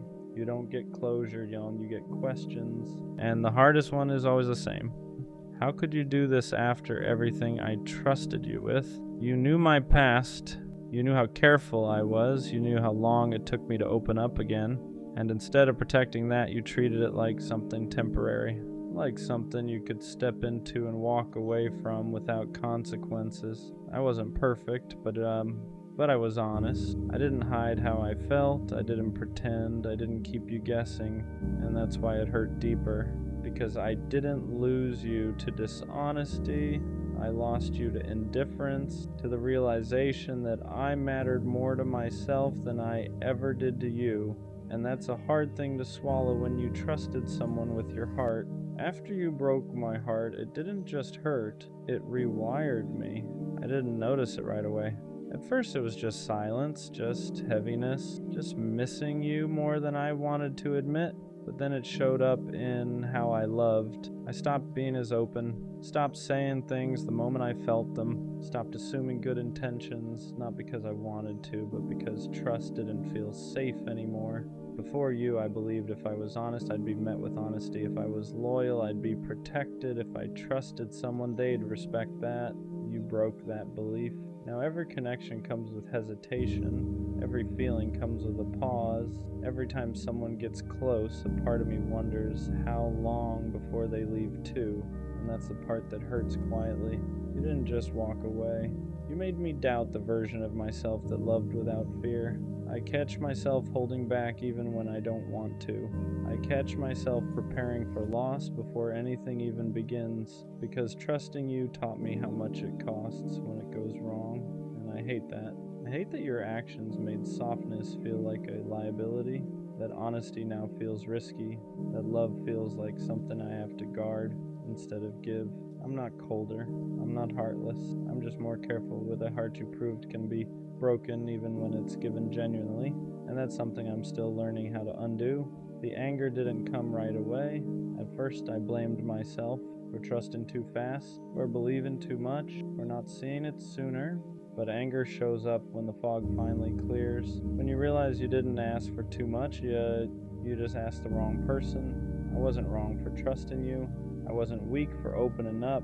I wasn't naive for believing your words. You just didn't deserve the level of honesty I gave you. And that truth stings, because it means the pain wasn't a lesson about loving better. It was a lesson about choosing better. You knew what you were doing. You knew how much I cared. You knew how much trust cost me. and you still chose yourself without considering the damage. That's where the anger lives, not in hatred, but in clarity, in the realization that I gave real effort to someone who treated it casually, that I showed up while you slowly checked out, that I protected your feelings while you ignored mine, and I don't hate you for leaving. I'm angry because you stayed long enough to earn my trust and left like it never mattered. That kind of hurt doesn't make you loud. It makes you precise. It teaches you that love without accountability isn't love at all. And from that point on, I stopped questioning my worth and started questioning why I ever doubted it. At some point, I stopped waiting for closure from you. Not because I got answers, but because I realized I wasn't going to. You never explained yourself, never owned the hurt, never acknowledged what it cost me to trust you, and for a while that ate at me. I wanted you to see it, to understand what you broke, to say something that made it make sense. But silence was the end, not the one I wanted, the one I needed, because it showed me that the kind of closure I was looking for was never coming from you. So I had to give it to myself. I had to accept that some people don't leave loudly. They leave by slowly caring less and letting you figure it out alone. I had to accept that trusting you wasn't the mistake, expecting accountability from you was, and that acceptance was heavier than anger ever was, because it meant letting go without resolution, without apologies, without the comfort of being understood, just truth, the truth that I loved honestly, the truth that I trusted genuinely, the truth that you didn't meet me there. And as painful as that is, it also freed me, because I stopped replaying the past trying to fix something that was never mine to fix. I stopped waiting for you to validate my pain. I didn't need your explanation to know I was hurt. I didn't need your apology to know I deserved better. Sometimes closure isn't a conversation. Sometimes it's the moment you stop giving someone access to a heart they already proved they wouldn't protect. After everything fell apart, the hardest thing wasn't trusting someone new. It was trusting myself again, trusting that my instincts weren't broken, trusting that my heart wasn't a liability, trusting that loving you didn't mean there was something wrong with me. Because when someone breaks your heart like that, you don't just lose them, you lose confidence in your judgment. You start second-guessing everything. Was I blind? Was I too much? Did I imagine the connection? And for a while I believed the problem had to be me. But slowly that started to change. I realized something important. I didn't ignore red flags. There weren't clear ones at the beginning. You showed up. You said the right things. You made me feel safe enough to trust. That wasn't stupidity. That was honesty. So instead of punishing myself for believing in you, I started respecting myself for how genuine I was. I stopped calling my openness a mistake, stopped treating my softness like a flaw, stopped blaming myself for someone else's inability to show up. Rebuilding trust meant accepting this truth. I didn't fail myself by trusting you. I honored who I am. And that matters, because if I harden completely, if I shut down every part of me that still wants connection, then the heartbreak wins twice. So I'm learning balance. I don't rush trust anymore, but I don't deny it either. I don't hand my heart over blindly, but I don't lock it away. I listen to myself now, to discomfort, to patterns, to silence that says more than words ever did. Trust isn't gone, it's just more intentional. And this time, the first person I trust is me. Missing you doesn't mean I want you back. That took me a while to understand, because grief doesn't disappear just because you know someone wasn't right for you. Longing doesn't mean regret, and sadness doesn't cancel clarity. I miss the version of you I thought was real. I miss the safety I felt before things changed. I miss how easy it was before trust turned into doubt. But I don't miss the anxiety. I don't miss questioning where I stood. I don't miss feeling like I cared more. And that's the difference. If I wanted you back, I'd still be making excuses for you. I'd still be minimizing the hurt. I'd still be hoping you'd come back different. But I'm not. I just haven't rushed myself through the grief. Because when you trust someone deeply, losing them isn't just losing a person, it's losing a future you believed in. And that takes time to let go of. Some days I'm fine. Some days a memory hits out of nowhere. A song, a place, a random thought. and I let it pass. I don't fight it. I don't romanticize it. I don't pretend I'm over it faster than I am. Healing isn't about erasing what mattered. It's about accepting that something can matter and still not belong in your life anymore. So, yeah, I miss you sometimes, but missing you doesn't mean I forgot why I walked away. Heartbreak taught me patience in a way nothing else ever did. Not patience with people, patience with myself. I learned that healing isn't something you rush just to prove you're okay.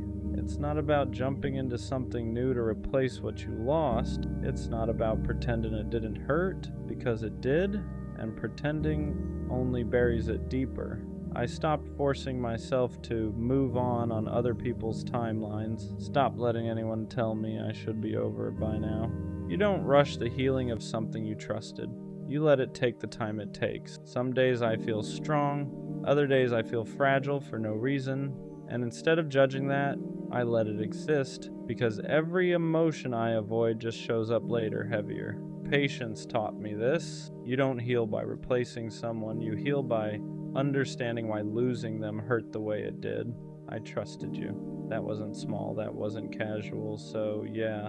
It takes time to rebuild the parts of me that believed safety could be permanent, but I'd rather heal slowly and honestly than rush into numbness and call it strength. I'm not behind, I'm not weak, I'm not stuck. I'm just respecting the fact that real trust doesn't break quietly, and it doesn't heal quickly either, and that's okay. Forgiveness didn't come in the way people talk about it. I didn't wake up one day suddenly okay with what you did. I didn't excuse it.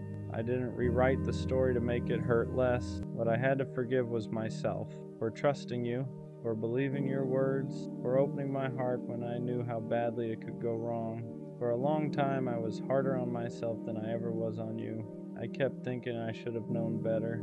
I should have seen it coming. I should have protected myself more. But that thinking only added another layer of pain, because loving honestly was never the mistake. I didn't betray myself by trusting you. I honored who I am. I showed up real. I was present. I was vulnerable in a world that tells people not to be. And yeah, that made the heartbreak deeper. But it also means nothing about my love was fake. Forgiving myself meant accepting this. I didn't lose because I trusted. I lost because someone couldn't meet me at the level I was willing to give. And that's not something I need to punish myself for. So I stopped replaying the past, looking for a version of me that could have avoided the hurt. There wasn't one. Sometimes pain isn't a warning you missed. Sometimes it's just the cost of being genuine with the wrong person. And once I understood that, the shame started to loosen its grip. I could carry the memory without carrying the blame. Trusting you taught me something I never wanted to learn this way. That love can be real and still not last. That intentions can be genuine and still fall apart. That opening your heart doesn't guarantee someone will protect it, but it also taught me something else, something important. I learned that the way I love isn't the problem. I didn't lose myself by trusting you. I didn't fail because I believed in us. I didn't weaken myself by being honest. I showed up as who I am, and that matters. You broke my heart, but you didn't break my ability to love. You shook my trust, but you didn't erase my values. You hurt me, but you didn't define me. What you really did was show me the difference between someone who feels safe and someone who actually is, between words and consistency, between effort and presence, between connection and commitment. I won't forget you, not because I want you back, but because you were a chapter that taught me how deeply I can feel. And next time, I won't give that depth to someone who treats it casually. I'll trust again, just not blindly. I'll love again, just not at the cost of myself. You didn't ruin love for me. You clarified it. And even though the heartbreak hurt, I walk away knowing this. I was real. I was honest. I was brave enough to trust. And one day someone will meet that trust care it deserves. Until then, I carry the lesson, not the wound. That's where this ends. I don't think I've ever been someone's first choice. Not immediately. Not without hesitation. I've been liked, wanted, texted every day. But when it came down to it, there was always a pause. Let me think. I'm not sure what I want. The timing isn't right. And you start noticing a pattern. You're good enough to keep around. good enough to talk to, good enough to feel close to, but not good enough to be picked without doubt. And that does something to you, because you don't want to compete. You don't want to prove yourself. You don't want to convince someone to see what's already there. You just want one person who doesn't hesitate, one person who doesn't compare you, doesn't explore other options, doesn't need to figure it out, just chooses you. And when that hasn't happened yet, the question creeps in quietly. Is there something about me that makes people unsure? When you're never the first choice, you start overperforming. You become extra understanding, extra patient, extra available. You respond faster. You give more reassurance. You try to be easier to love, because maybe if you're perfect enough, they won't hesitate. Maybe if you don't complain, don't ask for too much, don't pressure them, they'll finally pick you confidently. So you adjust, you downplay your needs, you accept the bare minimum, you tell yourself you're just being mature, but really, you're trying to secure a spot, you're trying to prove that you're worth choosing. And the painful part is this: even when you give your best, even when you're thoughtful, loyal, consistent, they still hesitate, and that's when it hits. It was never about you not doing enough. It was about them not being sure. And no amount of overperforming can fix someone else's uncertainty. After a while, it stops feeling like coincidence. It starts feeling like proof. Proof that maybe you're missing something, that maybe there's a quality you don't have, that maybe you're just almost exciting enough, almost attractive enough, almost unforgettable. And when you sit with that long enough, it begins to chip at your confidence. You start comparing yourself to the people they did choose. What do they have that I don't? What do they do differently? Why was it easier to commit to them? And the dangerous part, you begin to rewrite yourself in your head. Maybe I'm too available, too soft, too deep, or maybe not enough of something else. So you question your personality, your timing, your worth. But here's the truth that hurts before it heals. Someone else's preference is not a measurement of your value. You can be incredible and still not be someone's first choice. Not because you're lacking, but because alignment isn't forced. And just because someone didn't see you clearly doesn't mean you weren't clear. It just means they weren't your person. At some point you get tired, not bitter, not angry, just tired.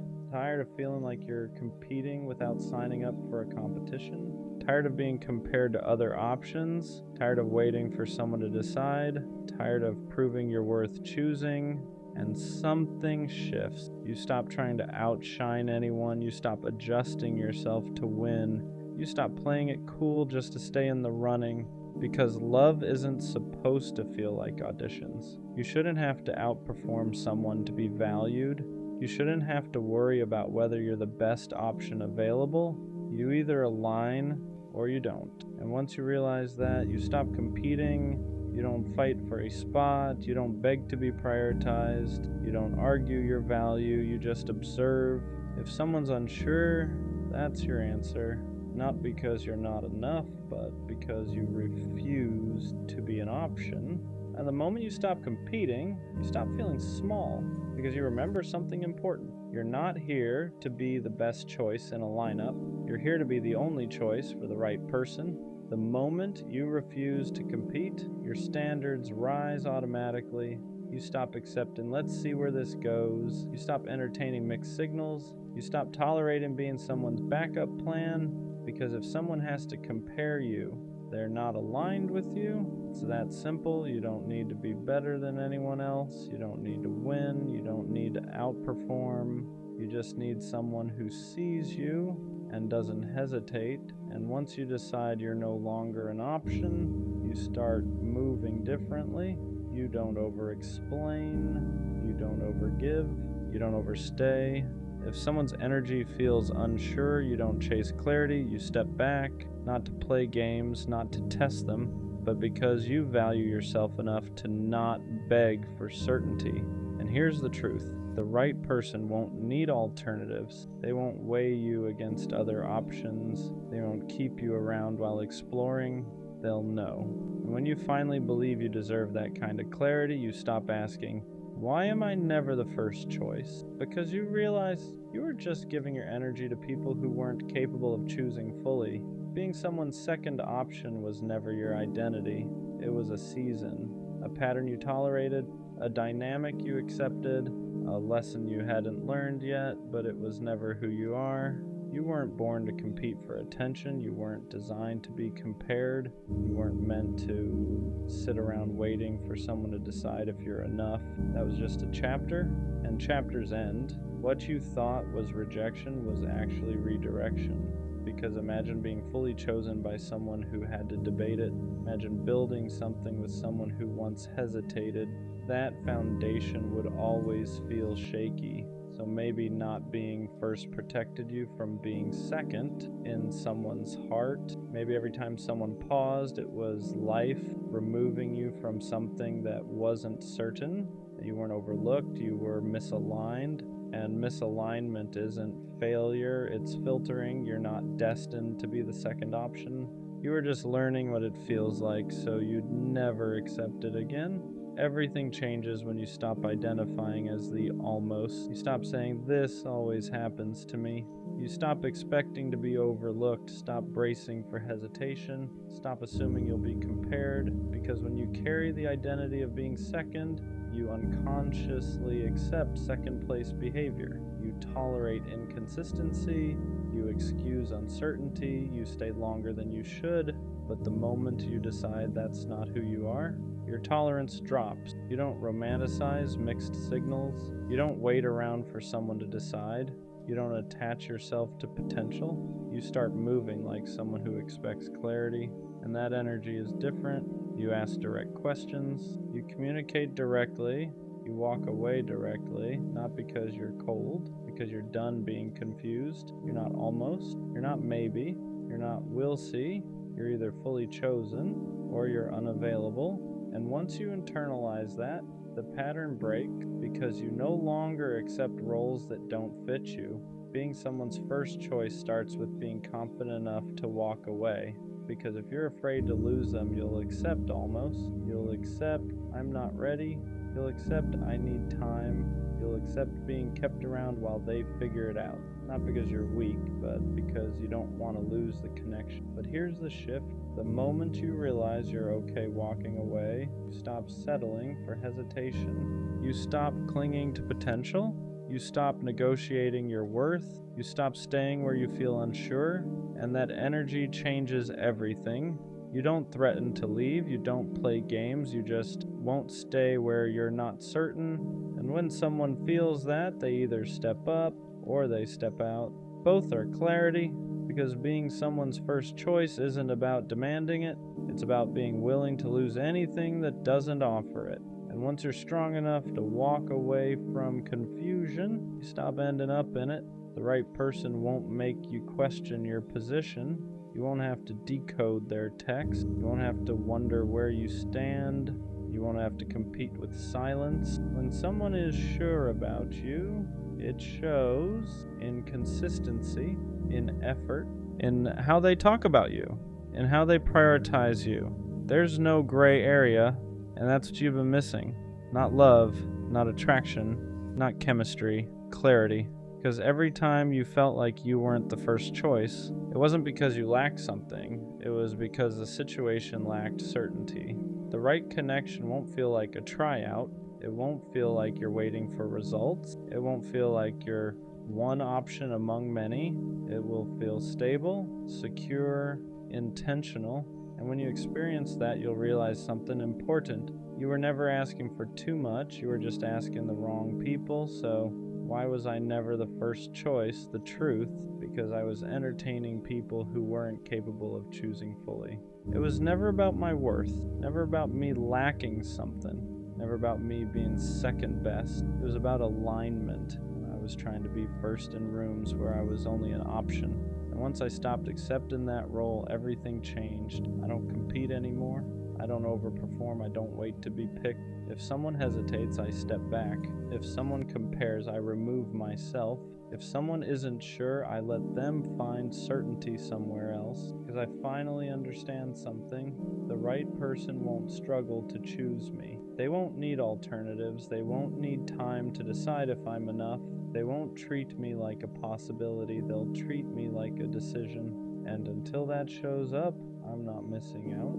I'm filtering. So I'm done asking, why am I never the first choice? Now the question is simpler. If I'm not your first choice, why are you still an option for me?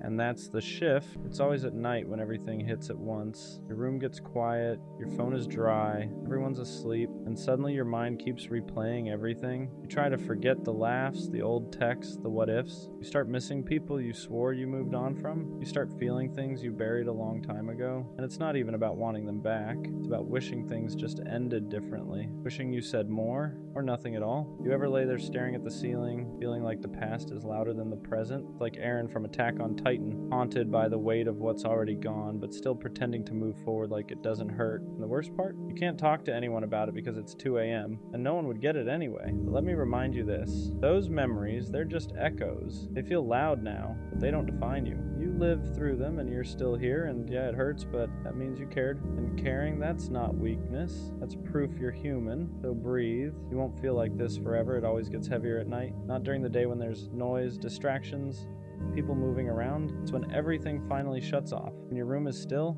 your phone hasn't buzzed in hours, and the world feels like it forgot about you. That's when your thoughts stop waiting their turn. Your mind starts pulling things out of storage you didn't ask for. Old conversations, screenshots you never deleted, moments you thought you were over until they show up uninvited. Tell yourself you've moved on, and maybe you have. Moving on doesn't mean forgetting. It just means learning how to live with what still lingers. You don't even want them back. That's the confusing part. You just wish things had ended cleaner, wish you explained yourself better, or maybe wish you stayed quiet instead of saying too much. You replay scenarios that can't be fixed, trying to rewrite endings that are already locked in. You lie there staring at the ceiling, feeling like the past is louder than the life you're living right now, like everything that mattered before is screaming for attention, while the present barely whispers. You wonder why it still affects you, why it still sneaks up on you when you thought you were stronger than this. And the worst part is the timing. Too late to text anyone, too late to explain how heavy your chest feels, too late to ask for reassurance without feeling dramatic. So you just sit with it, alone, letting it hit you in waves. It's like carrying something invisible all day, and at night you finally feel the full weight of it. You act fine, you move forward, but inside, there's still grief for versions of life that never happened, for people who changed, for moments that ended before you were ready. But here's what matters. Those memories aren't commands, they're echoes. They sound loud in the quiet, but they don't control where you're going. They don't erase the fact that you survived them. They don't cancel the future you haven't lived yet. If it hurts, that doesn't mean you're weak. It means you felt deeply. It means something mattered to you. And caring isn't something to be ashamed of even when it leaves scars. So breathe. Let the night pass. You won't always feel like this, and one day the quiet won't feel so heavy anymore. There's a certain kind of loneliness that only shows up at night. Not the kind that comes from being alone, but the kind that comes from remembering when you weren't. When someone used to be a constant, a voice you could reach for without thinking, a presence that made the quiet feel safe instead of heavy. At night you realize how much space they used to fill. Now that space just exists, unoccupied, untouched. You don't want to fill it with anyone else because it doesn't feel right yet. So you sit with it, even though it aches. Your mind starts drifting into the what ifs. What if I had said things differently? What if I stayed quiet instead of reacting? What if I left sooner? What if I tried harder? You run through 100 alternate endings, knowing none of them change reality, but somehow your brain keeps trying anyway. That's the trap of nighttime thinking. It convinces you that if you replay the past enough times, you'll finally find peace in it. But peace doesn't live there anymore. All that's left are lessons and memories, and sometimes even those feel too loud. You start feeling behind in life, like everyone else is moving forward while you're stuck unpacking things you never asked to carry. You scroll through your phone, watching people live, love, laugh, post highlights, and you wonder why your heart feels so heavy when everyone else seems fine. But comparison at night is dangerous. You're seeing everyone else's daylight while you're stuck in your midnight, and that will always feel unfair. What you don't see is how many people are lying awake just like you, staring at ceilings, replaying moments, trying to make peace with things that didn't turn out the way they hoped. You're not broken for feeling this way. You're processing, you're grieving, you're letting go in real time, even if it doesn't feel like it yet. And slowly, very slowly, these nights will change. They won't disappear, there, but they won't crush you either. The memories will still come, but they won't steal your breath. The quiet will start feeling less empty and more calm. You won't always feel haunted by the past. One night, you'll realize you're thinking about tomorrow instead of yesterday. Eventually, you start noticing that the nights don't hit the same every time. Some nights still hurt, yeah, but other nights feel quieter in a different way. Not empty, just still. And that's when you realize something is slowly shifting inside you, even if you didn't notice it during the day. You begin to understand that missing someone doesn't always mean you want them back. Sometimes it just means they were part of a chapter that mattered.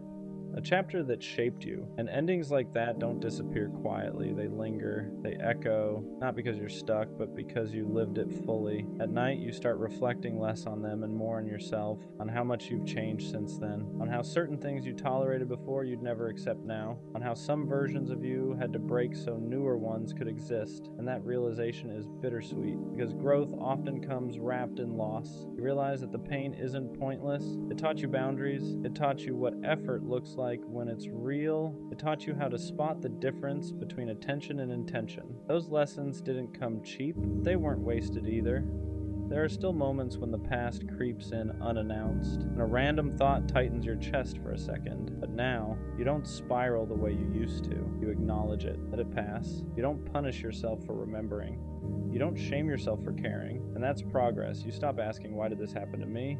You start asking, what did this teach me? And that question changes everything. The nights don't feel like battles anymore. They feel like checkpoints. Moments where you check in with yourself, where you realize how far you've come even if you still have a long way to go. And one day, you'll lie in bed and realize your thoughts aren't pulling you backward anymore. They're just passing through. And for the first time in a while, the quiet won't feel heavy. It'll feel earned. There's a point where the night stops feeling like an enemy and starts feeling like a mirror. Not one that judges you, but one that shows you who you've become. You're not the same person you were back then. You don't react the same. You don't attach the same. You don't give pieces of yourself away as easily. And while part of you misses that softness, another part of you is grateful you learned how to protect it. You start realizing that healing isn't loud. It doesn't announce itself. It doesn't show up all at once. It happens in quiet moments like this, when you choose not to spiral, when you choose not to reach out, when you choose to sit with your feelings instead of running from them. Those small decisions stack up, even if it doesn't feel like it yet. Some nights you'll still feel that ache, that sense of loss, but it won't feel like panic anymore. It'll feel like a reminder that you loved something real, reminder that you're capable of depth. And instead of breaking you, that thought will start to ground you. You'll also start noticing how much space you've created. Space in your mind, space in your heart, space in your life. At first, that space felt terrifying, like something was missing. Now it starts to feel like potential, like room for something healthier, something calmer, something that doesn't require you to lose sleep just to feel secure. You begin trusting yourself again, trusting that you can handle whatever comes next, trusting that even if something ends, you won't fall apart the way you once did. You've already proven that to yourself night after night just by getting through. And that's the part people don't see. They don't see the growth that happens in silence. They don't see the strength it takes to sit with your thoughts and still choose to move forward. But you know, and that's enough. The night won't always feel like this. One day it'll just be night. No wait, no replay, just rest. At some point, you stop fighting the memories when they show up. You don't chase them, but you don't shove them away either. You let them pass through like background noise instead of letting them take over the whole room. That's when you realize you're not healing by force anymore. You're healing by acceptance. You accept that some nights will still feel heavier than others, that certain dates, certain places, certain songs will still stir something inside you. But now, those moments don't define your entire mood.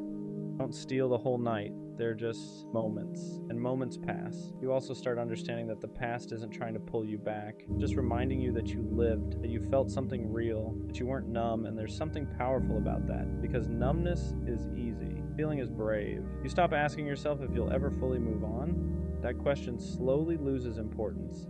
Instead, you start asking, am I okay right now? And most nights, the answer becomes yes. Not perfect, not amazing, but okay. And that's enough. You notice how your thoughts begin drifting toward things ahead of you. Plans, goals, small things you're looking forward to. First, it surprises you. Like, when did my mind start doing this? But that's how healing works. It sneaks up on you, one quiet night at a time. And even when the past visits, it doesn't feel like a threat anymore. It feels like a chapter you've already read. One that mattered. One that changed you. Not one you need to reread every night to understand. You're learning how to rest without carrying everything with you, how to sleep without replaying endings, how to let the present exist without being overshadowed by what's already gone, and that's progress. Whether you recognize it yet or not, there's a quiet confidence that starts forming in you after all those nights. It doesn't come from feeling happy all the time. It comes from knowing you can sit with discomfort and still be okay. You've already faced the worst parts of your thoughts in the dark, and they didn't destroy you. That realization changes how you move through life. You stop being afraid of the quiet. Silence doesn't feel like abandonment anymore. It feels neutral, sometimes even comforting. You don't need constant noise or validation to feel grounded. You've learned how to be alone without feeling lonely, and that's something a lot of people never figure out. You also become more honest with yourself about what you want, about what you won't tolerate again, about the kind of connections you deserve. The nights taught you that chasing what's gone only keeps you stuck, and protecting your peace isn't selfish, it's necessary. And when you think back on the people you missed, the pain isn't as sharp. There's still tenderness there, but it's softer now, less like a wound and more like a scar. Proof that something happened, but also proof that it healed. You start trusting that life doesn't end with one loss, that the world doesn't stop because something did. You realize that endings don't erase everything that came before them, and they don't block everything that comes after. They just redirect you, and one night, without any dramatic moment, you'll notice something small but important. You're tired in a normal way, not emotionally drained, not overwhelmed, just ready to rest. And as you close your eyes, you won't feel haunted, you'll feel present. And then one night, it doesn't hurt anymore. Not in the way it used to. You still remember, but the memories don't grip your chest. They don't steal your breath. They don't pull you backwards. They just exist quietly like old photographs stored away instead of wounds left open. You realize you didn't get over it all at once. You outgrew it slowly, night by night, thought by thought. You kept living even when it was hard. You kept choosing yourself even when part of you wanted to stay stuck in what was familiar. And without noticing, you built something stronger than closure. You built resilience. The nights that once felt unbearable became lessons. They taught you how to sit with yourself, how to listen instead of run, how to accept endings without needing them to make sense. And because of that, you're not afraid of feeling anymore. You're not afraid of caring. You're not afraid of loving again when the time is right. You understand now that pain doesn't mean you failed. It means you were present. It means you opened your heart in a world that doesn't always know how to hold it gently, and that's not something to regret, that's something to respect. Past no longer defines you, it informs you, it shaped you, but it doesn't own you. You carry it with wisdom now, not weight. In the quiet you once feared, it's become peace. So if tonight feels heavy, remember this. You won't always feel like this. You are moving forward even when it doesn't feel obvious. And one day you'll look back at these nights and realize they didn't break you. They built you. Maybe I'm not hard to love. Maybe I'm just not someone people stay for. Because they come close, they get attached, they say they care, they act invested, and then something shifts. They pull back. They get unsure, they choose easier. And after it happens enough times, you stop blaming timing. You start blaming yourself. You start wondering if you're good for the moment, but not for the long term. If you're exciting, but not secure. If you're lovable, but not keepable. And that thought sits heavy because being left doesn't just hurt your heart, it makes you question your value. When almost relationships keep happening, your brain starts building a story, a quiet one. It says, people like you, but they don't stay. And once that narrative forms, everything starts filtering through it. If someone takes longer to reply, you assume they're losing interest. If someone pulls back slightly, you assume it's the beginning of the end. Because you've seen this pattern before, you've felt the slow fade, the shift in tone, the subtle detachment. So now even when something feels good, you brace yourself. Not because you're negative, because you're tired of being surprised. And the scary part, you start expecting abandonment before it even happens. You hold back. You don't get too excited. You don't fully relax because deep down, you're preparing for them to leave. Not because you're unlovable, but because repetition turned into belief. Fully relax into the connection. Because fully relax into the connection. Because what's the point if it's temporary anyway? You become hyper-aware, watching for changes, tracking energy shifts, reading into silence, and sometimes, without realizing it, you create distance first. You pull back slightly, you act less invested, you test their consistency, not to play games, but to protect yourself, because if they're gonna leave, you'd rather see it coming. But here's the hard truth. When you show up guarded, you don't give love the chance to feel safe. Not because you're toxic, not because you're difficult, but because you're tired of being surprised, tired of being left, tired of being the one who cares more. So you half show up, and then when it ends, it feels like confirmation. See, they left again. But maybe it's not that you're someone people don't stay for. Maybe it's that you're still healing from the last time they didn't. There's a difference between being left and choosing people who were never built to stay. That's the part we don't always see, because when someone walks away, it feels personal. It feels like they evaluated you and decided you weren't enough. But look closer. Were they consistent from the start? Were they clear about their intentions? Were they emotionally available or just present? Sometimes the pattern isn't that you're not worth staying for. It's that you keep giving your depth to people who only plan to visit. People who like connection but fear commitment. People who enjoy intimacy but avoid responsibility. And when they leave, it reinforces the narrative. No one stays. But maybe the better question is, who have I been choosing? Because when you stop choosing emotionally unavailable people, the pattern changes. Not instantly, not magically, but gradually. You realize you were never hard to stay for. You were just staying with people who were temporary.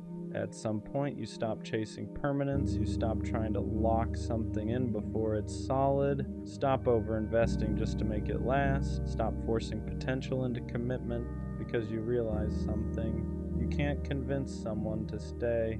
You can't love someone into being ready.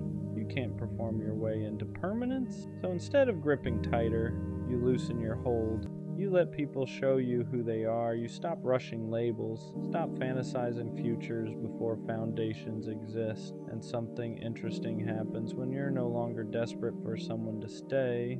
You start attracting people who actually want to.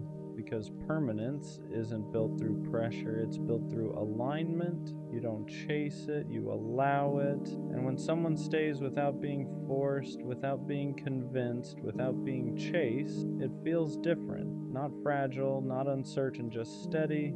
At some point, the fear shifts. It stops being, they're going to leave, and becomes, if they do, I'll be okay. That's confidence, not the loud kind, not the I don't care kind. The steady kind. You stop gripping so tightly. You stop overanalyzing every shift. You stop trying to secure permanence too early, because you know this. If someone stays, it's because they want to, not because you convinced them, not because you performed perfectly, not because you minimized yourself. And if they leave, it doesn't collapse your identity. It doesn't confirm you're unworthy. It just confirms they weren't aligned. You're not scared of people leaving anymore. You're more concerned with whether they're capable of staying. And that's different, because now you're not auditioning, you're observing. And the people who are meant to stay, they won't need to be chased. They won't need to be monitored. They won't need to be reminded. They'll just stay. Being someone people stay for starts with staying true to yourself first, because when you abandon yourself to keep someone else, you teach them that you'll tolerate instability. You over-adjust, over-forgive, overextend. You bend your boundaries so they don't feel pressured. You silence your needs so they don't feel overwhelmed. And slowly, you're the one disappearing. But here's the shift. The more you stay grounded in who you are, the less you attract people who only plan to pass through. When you communicate clearly, when you hold your standards calmly, when you don't chase mixed signals, the wrong people leave faster. And that's not loss, that's filtering. You don't become someone people stay for by shrinking yourself into convenience. You become that by being steady in your worth. The right person won't stay because you made it easy. They'll stay because they respect what you stand on. The right love doesn't feel like survival. It doesn't feel like holding your breath. It doesn't feel like waiting for the other shoe to drop. It doesn't feel like constantly proving you're worth keeping. It feels stable, not boring, not forced, stable. You're not overthinking every text. You're not tracking effort. You're not wondering if today is the day they change their mind. You just feel secure. And that's what you've been craving this whole time. Not obsession, not intensity, not dramatic passion, stability. Because when someone is truly staying, you don't have to fight for reassurance. You don't have to shrink. You don't have to overperform. You don't have to prepare for abandonment. You get to relax. And if you've never experienced that, of course, you start thinking maybe you're not someone people stay for, but maybe you've just never been with someone capable of stable love. There's a difference. At some point, you stop fearing being left. You start expecting to be valued. That's the real shift. You don't walk into connections thinking, how long will this last? You walk in thinking, if this is aligned, it will stay. You stop preparing for abandonment. Stop bracing for the slow fade. Stop assuming you'll have to fight to be kept, because now you know something. If someone leaves, it doesn't mean you weren't worth staying for. It means they weren't built to stay.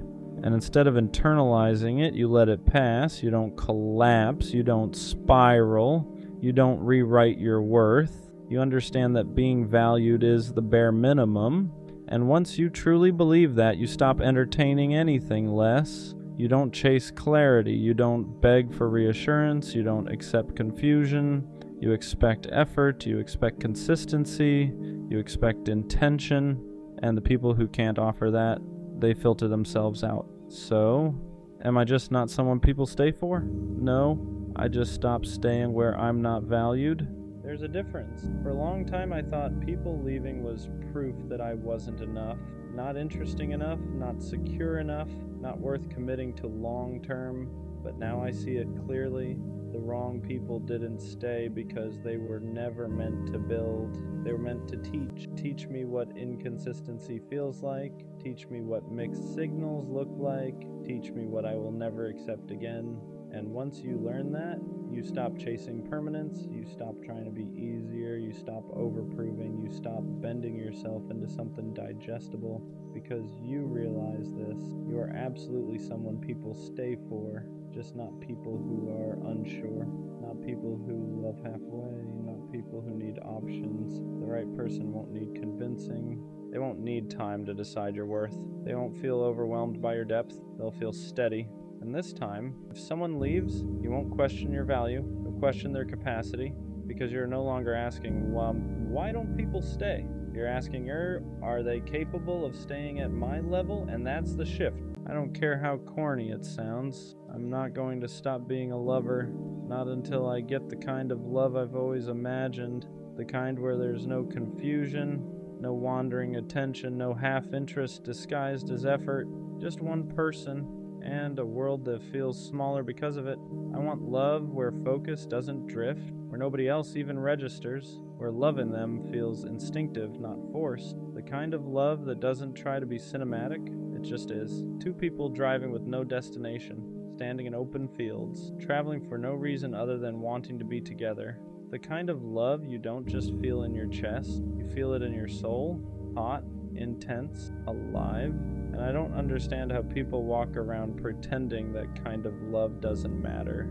Like love is casual, like attachment is embarrassing, like caring deeply is something you should hide, because love is everything. It's sharing the world with someone, learning their habits, reading their moods, knowing them in ways no one else does. It's going from stranger to someone you can't imagine life without. And yeah, love comes with risk, heartbreak, loss, pain, but I'm here for all of it, because if that's the price of loving deeply, I'll pay it. I'll take the uncertainty, I'll take the scars, I'll take the ache that comes with caring. What makes it hard sometimes isn't loving deeply, it's loving deeply in a world that pretends not to care. People act like being attached is weak, like wanting someone fully is desperate. They call it being nonchalant. They call it cool. They call it protecting yourself. But to me, it just feels empty. I don't want love that's casual. I don't want half interest. I don't want to pretend I wouldn't be devastated if I lost someone I truly cared about. I want to feel it, all of it. I want the kind of love where my heart is completely in, no exits, no backups, no pretending. And yeah, that makes me vulnerable. It means I get hurt easier. It means I feel things more intensely, but I'd rather feel everything than live numb just to look unbothered. Because loving deeply isn't weakness, it's courage. It takes guts to say, I want you fully. I'm choosing you. I'm not scared to care. And maybe that's why it feels lonely sometimes, because not everyone is built to love like that. Some people close their hearts after pain. Others keep theirs open, not because they're naive, but because they refuse to let disappointment turn them cold. You don't love deeply because it's easy. You love deeply because it's who you are. And even when it costs you, you'd still rather feel everything than live a life that feels hollow. You already know how this can end. You know love can break you. You know it can leave scars. You know it can take pieces you don't get back. And still, you choose it.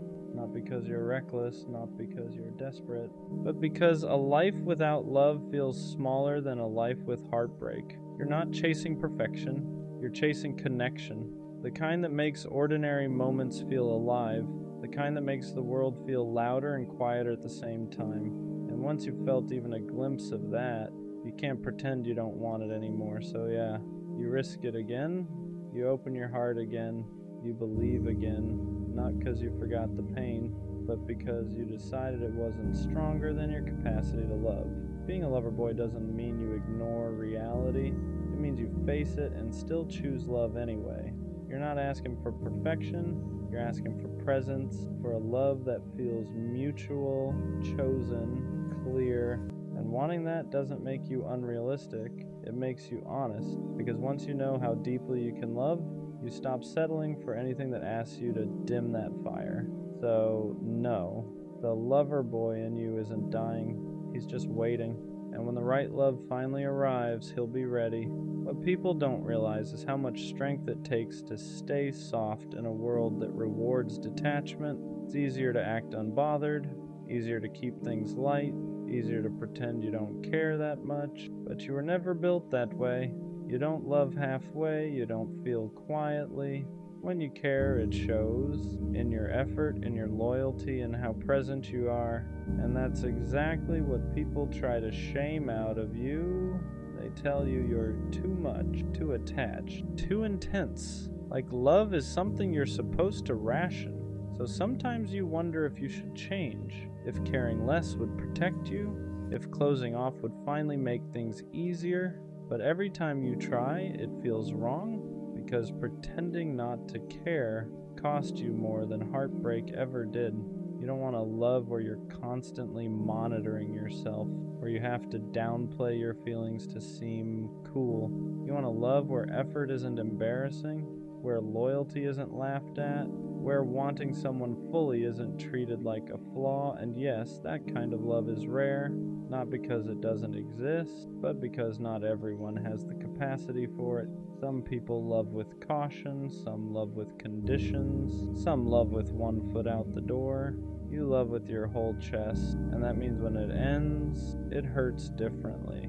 You don't just lose a person, you lose the future you already pictured, the version of yourself that only existed with them. But even after that pain, you don't harden, you don't turn cold, you don't become bitter, you grieve, and then you stay open. Not because you're naive, but because you understand something others don't. Love isn't dangerous. Avoidance is. A life spent protecting yourself from ever being hurt is a life spent never being fully alive. So you keep choosing love, even when it costs you, even when it scares you.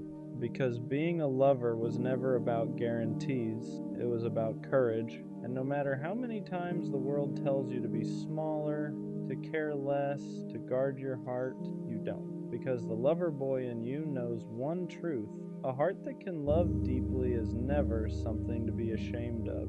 People who love like you often feel out of place, not because there's something wrong with them, but because the world isn't built for hearts that don't know how to love halfway. You walk into spaces where everyone is guarding themselves, where effort is calculated, where caring too much is treated like a mistake you should have learned from by now. And you can feel it, the hesitation, the emotional distance, the way people keep one foot out the door just in case. Meanwhile, you're standing there ready to choose someone fully if they'd just meet you halfway. That contrast can feel isolating. You start wondering if you're outdated, if your way of loving belongs to another time, another kind of world, because it feels like everyone else is playing it safe while you're still willing to risk your heart, and that makes you stand out. Not loudly, but deeply.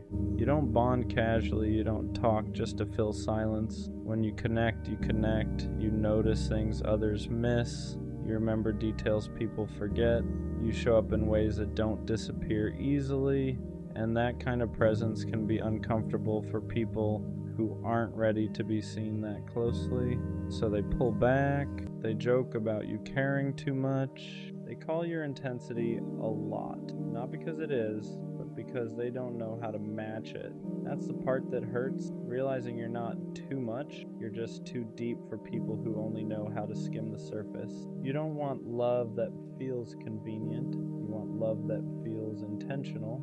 You don't want someone who chooses you when it's easy. You want someone who chooses you because they mean it. And yeah, that narrows the field. It means you'll feel alone sometimes. It means you'll walk away more than you stay.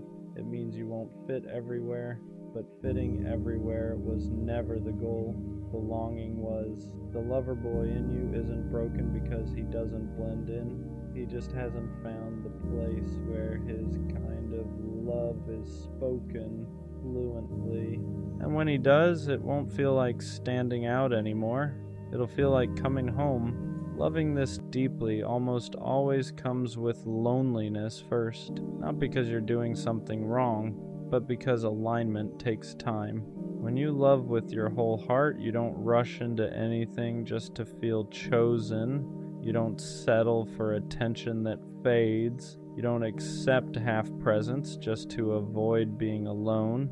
And that means there are stretches where it feels like everyone else has someone and you don't. You watch people pair up quickly, jump from connection to connection, call it love because it fills the space, and sometimes you wonder if you're being too patient, too selective, too unwilling to compromise. But deep down, you know the truth. You're not afraid of being alone. You're afraid of being half-loved. You don't want a relationship that feels like constant self-editing, where you have to mute your feelings, where your intensity is treated like a problem instead of a gift. So you wait, not passively, intentionally. You keep your heart open, but your standards intact. And that's the lonely part no one talks about. Choosing alignment over company, choosing depth over distraction, choosing to sit with the emptiness rather than fill it with something that won't last. Some nights it feels heavy. You question whether it's worth it, whether anyone will ever meet you at the level you're willing to love. But then you remember something important. The love you want can't be rushed. It needs two people who aren't scared of closeness, who don't joke about vulnerability, who don't treat commitment like a trap. And until that shows up, being alone is still safer than shrinking yourself. The lover boy in you isn't lonely because he's lacking. He's lonely because he's waiting for something real. And real love doesn't arrive loudly. It arrives aligned. The lover boy gets misunderstood a lot. People look at the way you love and assume it comes from neediness, from insecurity, from not knowing how to be alone. But that's never been true. You don't love deeply because you're afraid of being by yourself. You love deeply because you know how to be alone and still choose connection. There's a difference. You're not reaching for someone to fill a void. You're reaching because you want to share a life you already know how to carry on your own. But in a world obsessed with detachment, depth gets mislabeled, caring becomes too much, consistency becomes clingy, wanting clarity becomes pressure. So people tell you to chill, to play it cool, to act like you don't care as much as you do. And for a while you try. You soften your words. You hold back your feelings. You pretend you're less invested than your heart actually is. But it never feels right. Because loving quietly when you feel loudly starts to feel like lying to yourself. You don't want to be mysterious. You don't want to be distant. You don't want to be someone who treats love like a game of leverage. You want honesty. You want effort that isn't embarrassing, commitment that isn't mocked, connection that doesn't require you to minimize who you are. And the truth is, people who can't handle that were never going to meet you where you stand anyway. They confuse emotional availability with weakness because they've never felt safe enough to offer it themselves. So they pull away, they joke, they keep things light, not because you're too much, but because your depth asks them to be real. And not everyone is ready for that. The lover boy isn't misunderstood because he loves wrong. He's misunderstood because he loves honestly in a world that prefers control. And one day, someone won't ask you to tone it down. They won't call your care extra. They won't flinch at your intensity. They'll recognize it because they've been looking for someone who loves like you, without fear, without games, without holding back. One thing people get wrong about you is thinking you lose yourself in love, that you disappear, that you abandon who you are, just keep someone close. But that's not what loving deeply means to you. You don't give your heart away blindly. You give it intentionally. You're aware of the risk. You feel the fear. You know exactly how much it can hurt, and you still choose to love, not because you don't value yourself, but because you refuse to live guarded out of fear. There's a difference between protecting your heart and closing it. Closing it is pretending you don't care. Protecting it is knowing when to walk away without turning cold. And that's something you had to learn the hard way. You've loved people who couldn't meet you emotionally, who enjoyed your warmth but never offered shelter in return. And each time you didn't lose your softness, you refined it. You learned to notice effort, to listen to consistency, to believe actions more than potential. You learned that loving deeply doesn't mean tolerating confusion. It doesn't mean waiting forever. It doesn't mean accepting less than what you give. So now you love with boundaries, not walls, boundaries. You stay open, but you don't stay where you feel unseen. You express yourself, but you don't beg to be understood. You give fully, but only where there's room for you. That's growth. The lover boy in you didn't harden, he matured. He learned that protecting his heart doesn't mean dimming his light. It means choosing spaces where that light is welcomed. And that's why when you love again, it won't consume you. It'll expand you, because this time you won't confuse intensity with imbalance. You'll recognize the difference between passion and peace. At some point, you stop mistaking chaos for passion. You stop thinking intensity means confusion. You stop believing love has to feel unstable to feel real. That shift doesn't happen overnight. It comes after loving people who kept you guessing, after giving effort that wasn't matched, after realizing how tired you were from loving alone in a two-person connection. Because for a long time, you thought love was supposed to feel urgent, heavy, like something you had to fight for. But real reciprocity feels different. It doesn't spike your anxiety. It doesn't make you question your place. It doesn't leave you replaying conversations or wondering if you asked for too much. Mutual love feels calm, not boring, steady. It feels like someone meeting your effort without keeping score, like someone choosing you without needing to be convinced. And at first, that kind of love almost feels unfamiliar because you're used to proving yourself, used to earning attention, used to being the one who cares more. So when someone shows up consistently, communicates clearly, and doesn't flinch at your depth, your body has to unlearn the chaos. You have to remind yourself that peace doesn't mean lack of passion. It means safety. You don't feel smaller around them. You don't feel like you're too much. You don't feel like you need to dim anything. Your intensity doesn't scare them. It reassures them. And that's when it clicks. Love was never supposed to feel like survival. It was supposed to feel like partnership. The lover boy doesn't stop loving deeply. He just stops loving unevenly. He stops pouring into places that don't pour back.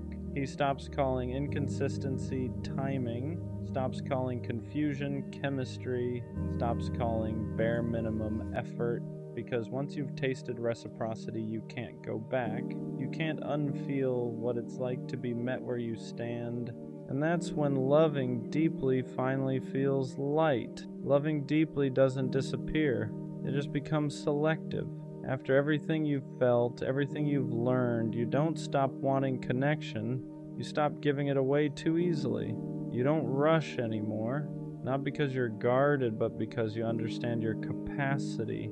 You know how much you give, how present you are, how deeply you attach, and you're careful about where that kind of love lands. That doesn't mean you're closed off. It means you're intentional. You don't entertain mixed signals. You don't romanticize inconsistency. You don't chase potential while ignoring reality. You pay attention now to effort, to follow through, to how someone shows up when things are calm, not just when things are exciting. Because you've learned that real love isn't proven in intensity alone. It's proven in consistency, and the people who are right for you won't be intimidated by that. They won't feel pressured by your depth. They won't joke about you caring too much. They won't need you to shrink to make them comfortable. They'll respect the way you love because they love the same way. That's the shift. You're not asking for more than before. You're just no longer accepting less. You still want closeness, still want loyalty, still want that kind of connection where the world feels quieter because someone chose you fully. But now you're patient with people, not with uncertainty. You're open to love, not to confusion. And that's how the lover boy grows. Not into someone colder, but into someone clearer. Someone who knows that loving deeply isn't about giving your heart to everyone who shows interest. It's about giving it to someone who knows how to hold it. Before the right love shows up, the lover boy is usually alone for a while. Not because he can't find connection, but because he refuses to force it. He's learned what happens when you fill space just to avoid loneliness, how quickly comfort turns into compromise, how easy it is to lose yourself when you accept something that doesn't fully meet you. So he chooses solitude instead, and solitude teaches him things love never could. It shows him who he is without anyone else's expectations, without adjusting his emotions, without holding back his intensity to make someone stay. He learns how to sit with himself, how to enjoy quiet, how to be fulfilled without external validation. And that's important, because when you know how to be alone, you stop accepting love that feels like abandonment in disguise. During this time, he doesn't become detached, he becomes clear about what drains him, clear about what feels safe, clear about the kind of love that actually aligns with who he is. He stops craving attention, stops mistaking chemistry for compatibility, stops confusing being wanted with being understood. And yes, some days are heavy.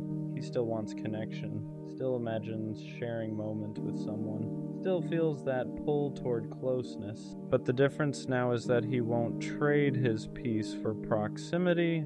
He knows the right love won't require him to chase, won't ask him to question his worth, won't make him feel like he has to earn care. So he waits, not anxiously, not desperately, but confidently, because he understands something now. Being alone isn't a punishment. It's preparation. It's the space where he becomes exactly the version of himself the right love will recognize immediately. And when that love finally arrives, it won't feel like relief. It'll feel familiar. The lover boy was never naive. He knew what love could cost him. He knew how deeply it could hurt. He knew it could break him, leave marks he'd carry for years, and he chose it anyway. Not because he didn't understand the risk, but because a life without love felt smaller than a life with scars. For a long time, he thought loving this way was a flaw, something he'd eventually outgrow, something pain was supposed to cure, but it never did. Every heartbreak slowed him down, made him more careful, more aware, but it never killed that part of him that wanted connection, because loving it deeply was never a phase. It was part of his design. He wasn't meant to love casually. He wasn't built for half interest or emotional distance. He was built to choose one person and mean it. That's why it hurt more. That's why waiting felt heavier. That's why walking away took courage, but all of it shaped him. It taught him boundaries without bitterness, standards without arrogance, patience without self-abandonment. So now, when he looks back, he doesn't regret loving the way he did. He doesn't regret caring too much. He doesn't regret believing. He doesn't regret wanting something rare, because one day someone will meet him in that same place. They won't flinch at his intensity. They won't joke about his softness. They won't treat his loyalty like it's replaceable. They'll recognize it. And when that happens, everything will feel different. No anxiety, no confusion, no wondering where he stands, just clarity, effort that feels mutual, love that feels chosen, connection that doesn't require him to dim anything. And suddenly, all the waiting makes sense. Not because it was easy, Dios, but because it protected him from settling for less than he was capable of giving. So no, the lover boy doesn't die, he doesn't disappear, he doesn't harden into someone unrecognizable. He just learns who deserves him, and when the right love finally arrives, he won't have to prove anything.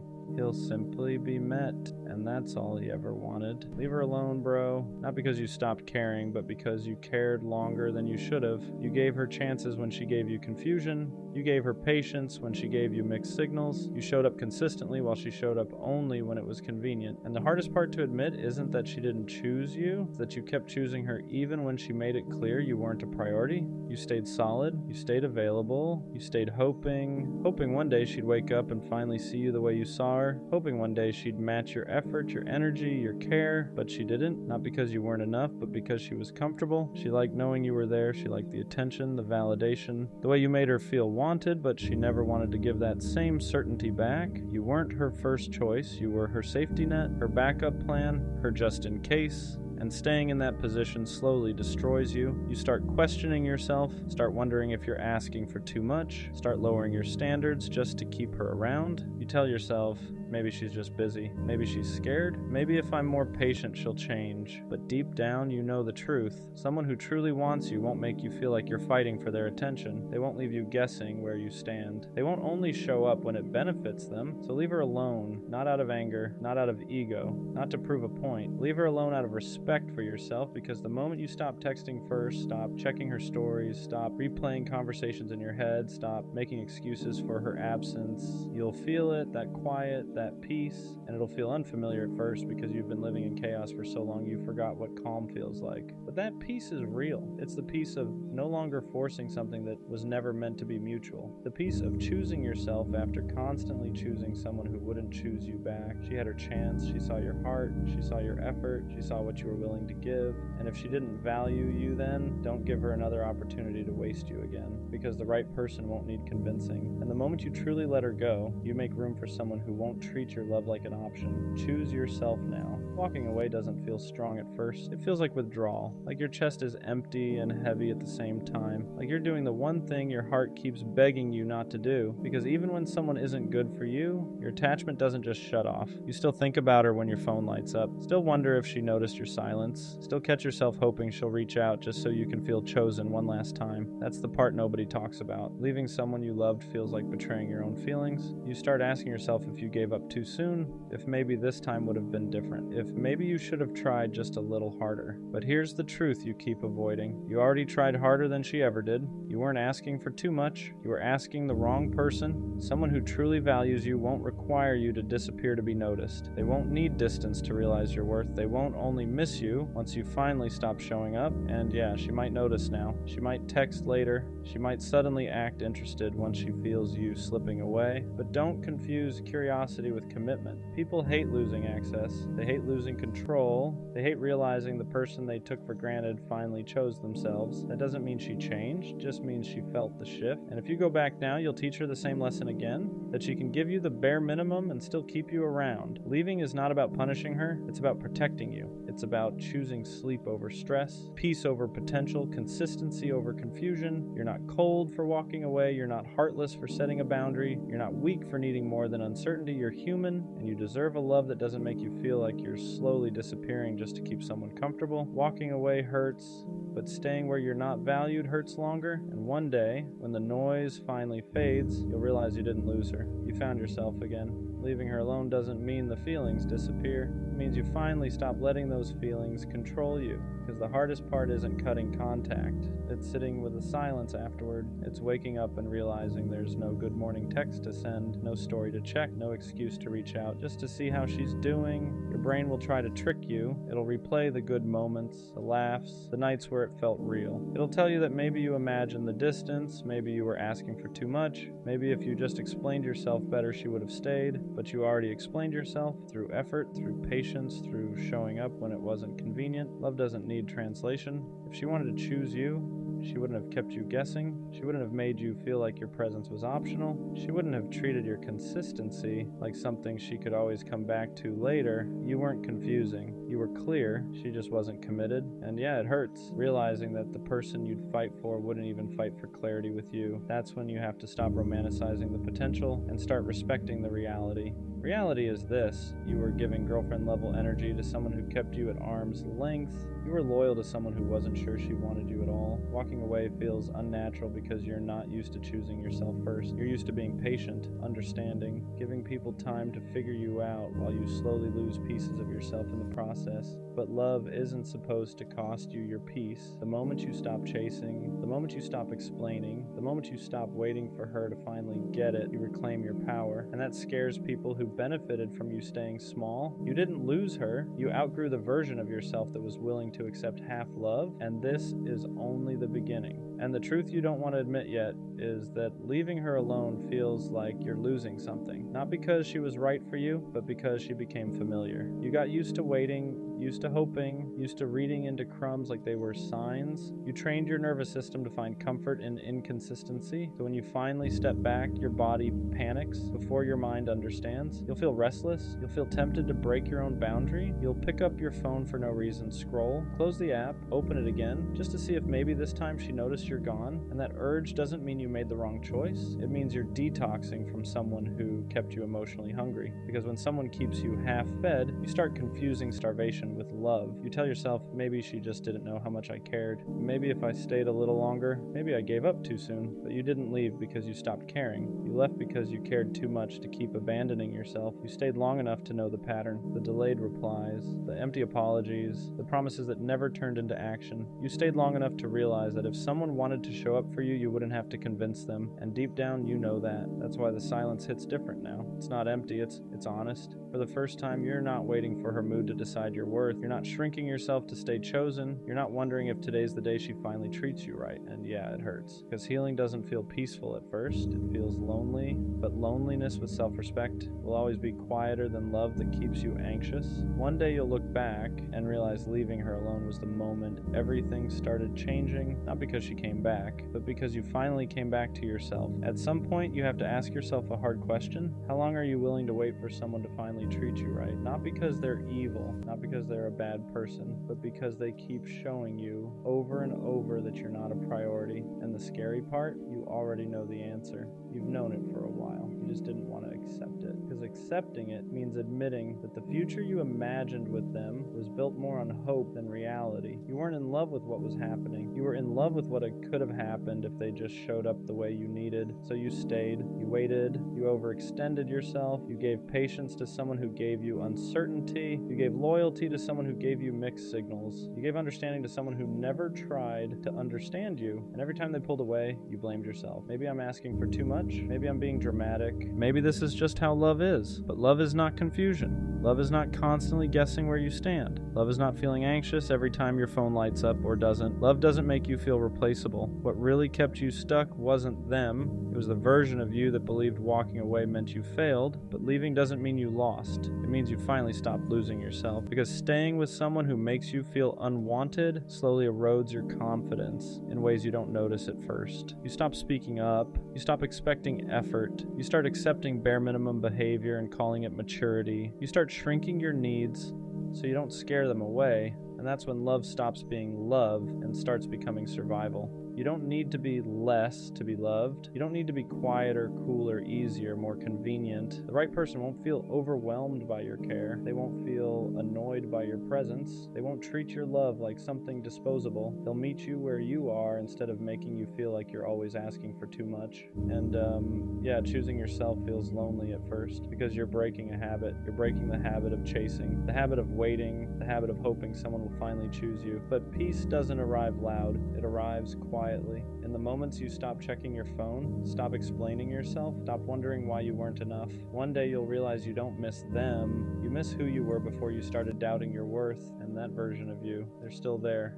You didn't lose love, you protected it. You didn't walk away from something good. You walked away from something that was slowly breaking you. And that's not weakness, that's growth. And what nobody tells you is that once you finally stop chasing them, that's when everything gets quiet. Not empty quiet, honest quiet. No more checking your phone every 5 minutes. No more replaying conversations in your head, wondering if you said the wrong thing. No more anxiety before hitting send. No more hoping today will be the day they suddenly care more. At first it feels uncomfortable because chaos became familiar, confusion felt normal, and peace feels strange when you're not used to it. You might even miss them for the wrong reasons. Not because they treated you well, but because your nervous system got addicted to inconsistency. You got used to highs and lows, to feeling chosen one day and invisible the next, to chasing validation instead of receiving love. That kind of pattern messes with your head. It makes you mistake emotional stress for passion. It makes stability feel boring and uncertainty feel exciting. But real love doesn't keep you guessing. It doesn't disappear when things get inconvenient. It doesn't require you to earn basic respect. Real love feels safe.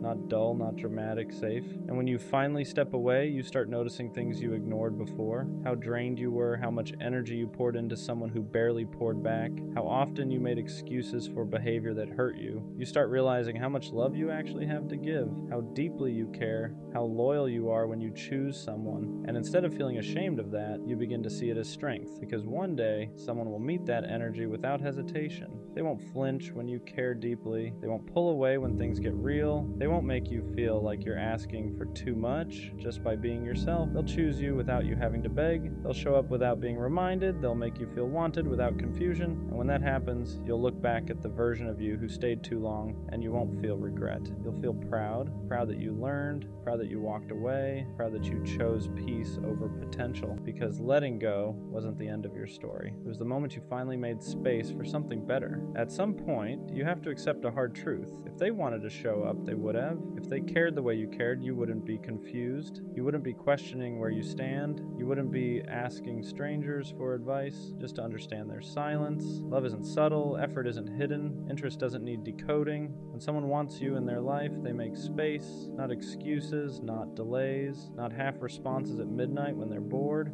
And the reason it hurts so much to accept this is because you invested emotionally before you were ever chosen properly. You imagined futures, you pictured moments that never actually happened. You fell in love with potential instead of reality. That's not weakness, that's hope. But hope becomes dangerous when it keeps you stuck, when it convinces you to stay loyal to someone who treats you like an option, when it makes you believe that patience will eventually turn into priority. It won't. People don't suddenly wake up and value you after months of showing you they don't. They don't magically learn how to love you correctly once they realize you'll stay no matter what. If anything, they learn they don't have to try.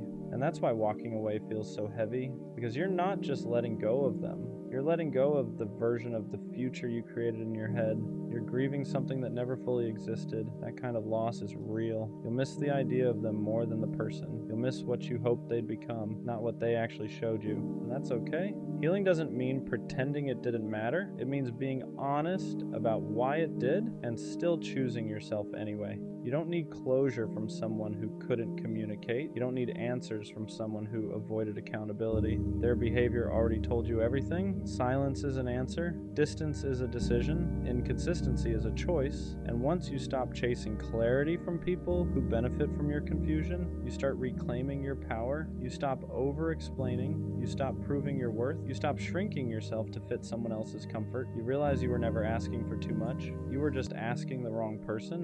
And when that finally sinks in, you don't become bitter, you become selective. You start protecting your heart the same way you used to give it away. You start choosing peace over chaos, consistency over excitement, respect over attachment. Let them go, not because they're a bad person, but because they weren't your person. And the moment you truly accept that is the moment your life starts opening up in ways you couldn't see before. And the craziest part is, once you stop chasing them, you start noticing how quiet it gets. Not the painful kind of quiet, but the kind where your nervous system finally gets a break.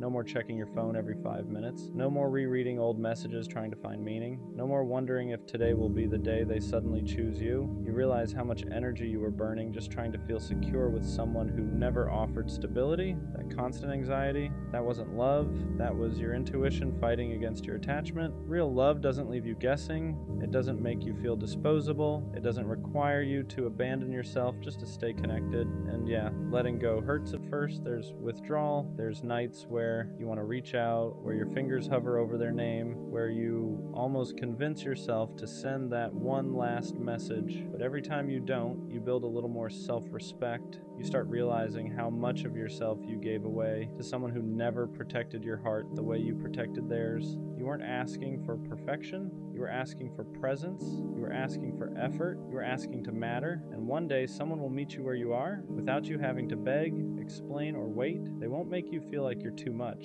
They won't make you feel like you're replaceable. They won't make you question your value in moments of silence. But you don't get to that person if you keep clinging to the ones who treat you like an option. So let this be the moment you choose differently. Not out of bitterness, not out of revenge, but out of self-respect. Because the version of you that keeps chasing people who don't choose you deserves rest. And the version of you that finally walks away is the one that makes room for something real. A lot of people don't talk about how hard it is to walk away from someone you still care about, not because you don't see the red flags, but because you remember the good moments too clearly. You remember who they were in the beginning, the version of them that felt safe, the version that made you feel wanted, chosen, important, and you keep hoping that version will come back. That's what keeps you stuck. Not love, hope. Hope that if you wait a little longer, if you explain yourself one more time, if you give just a bit more patience, they'll finally show up the way you need them to. But hope can be dangerous when it's attached to someone who keeps proving they're not willing or ready to meet you halfway. Because every time you ignore their actions and listen to their potential instead, you teach yourself that your needs are negotiable. You start accepting inconsistency as normal, mixed signals as effort, bare minimum as love, and slowly,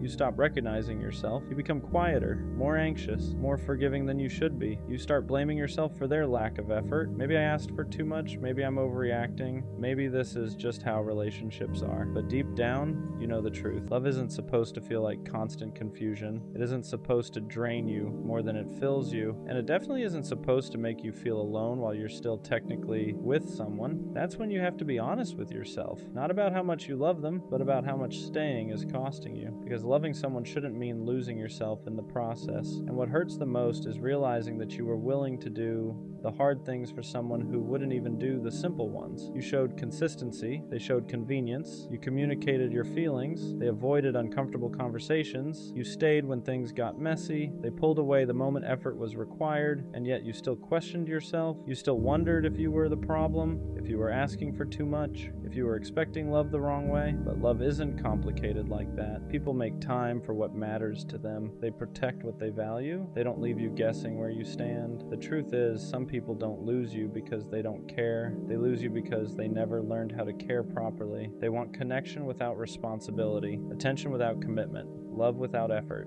And you can't teach someone how to show up if they don't want to. That's why leaving isn't weakness. It's self-respect finally getting louder than attachment. It's choosing peace over potential, reality over hope, self-worth over familiar pain. Walking away doesn't mean what you felt wasn't real. It means you finally decided that you are real too. And one day you'll look back and realize that the moment you stopped chasing was the moment your life got quieter, lighter, clearer. Because the right person won't make you feel like love is something you have to earn. They'll choose you without being convinced. You stayed longer than you should have because you believed in what could be, not what actually was. You kept replaying the good moments, convincing yourself they meant more than the silence, the distance, the excuses. You ignored the way your chest felt heavy every time you waited for a reply. You ignored how drained you felt after giving everything and receiving the bare minimum. That wasn't love making you tired. That was imbalance. Real love doesn't doesn't leave you anxious. It doesn't make you feel disposable. It doesn't turn your patience into pain. And the hardest truth to accept is that some people are comfortable letting you overextend as long as it benefits them. They don't stop you. They don't reassure you. They just take until one day you finally stop giving. And when you do, they feel it. Not because they miss you,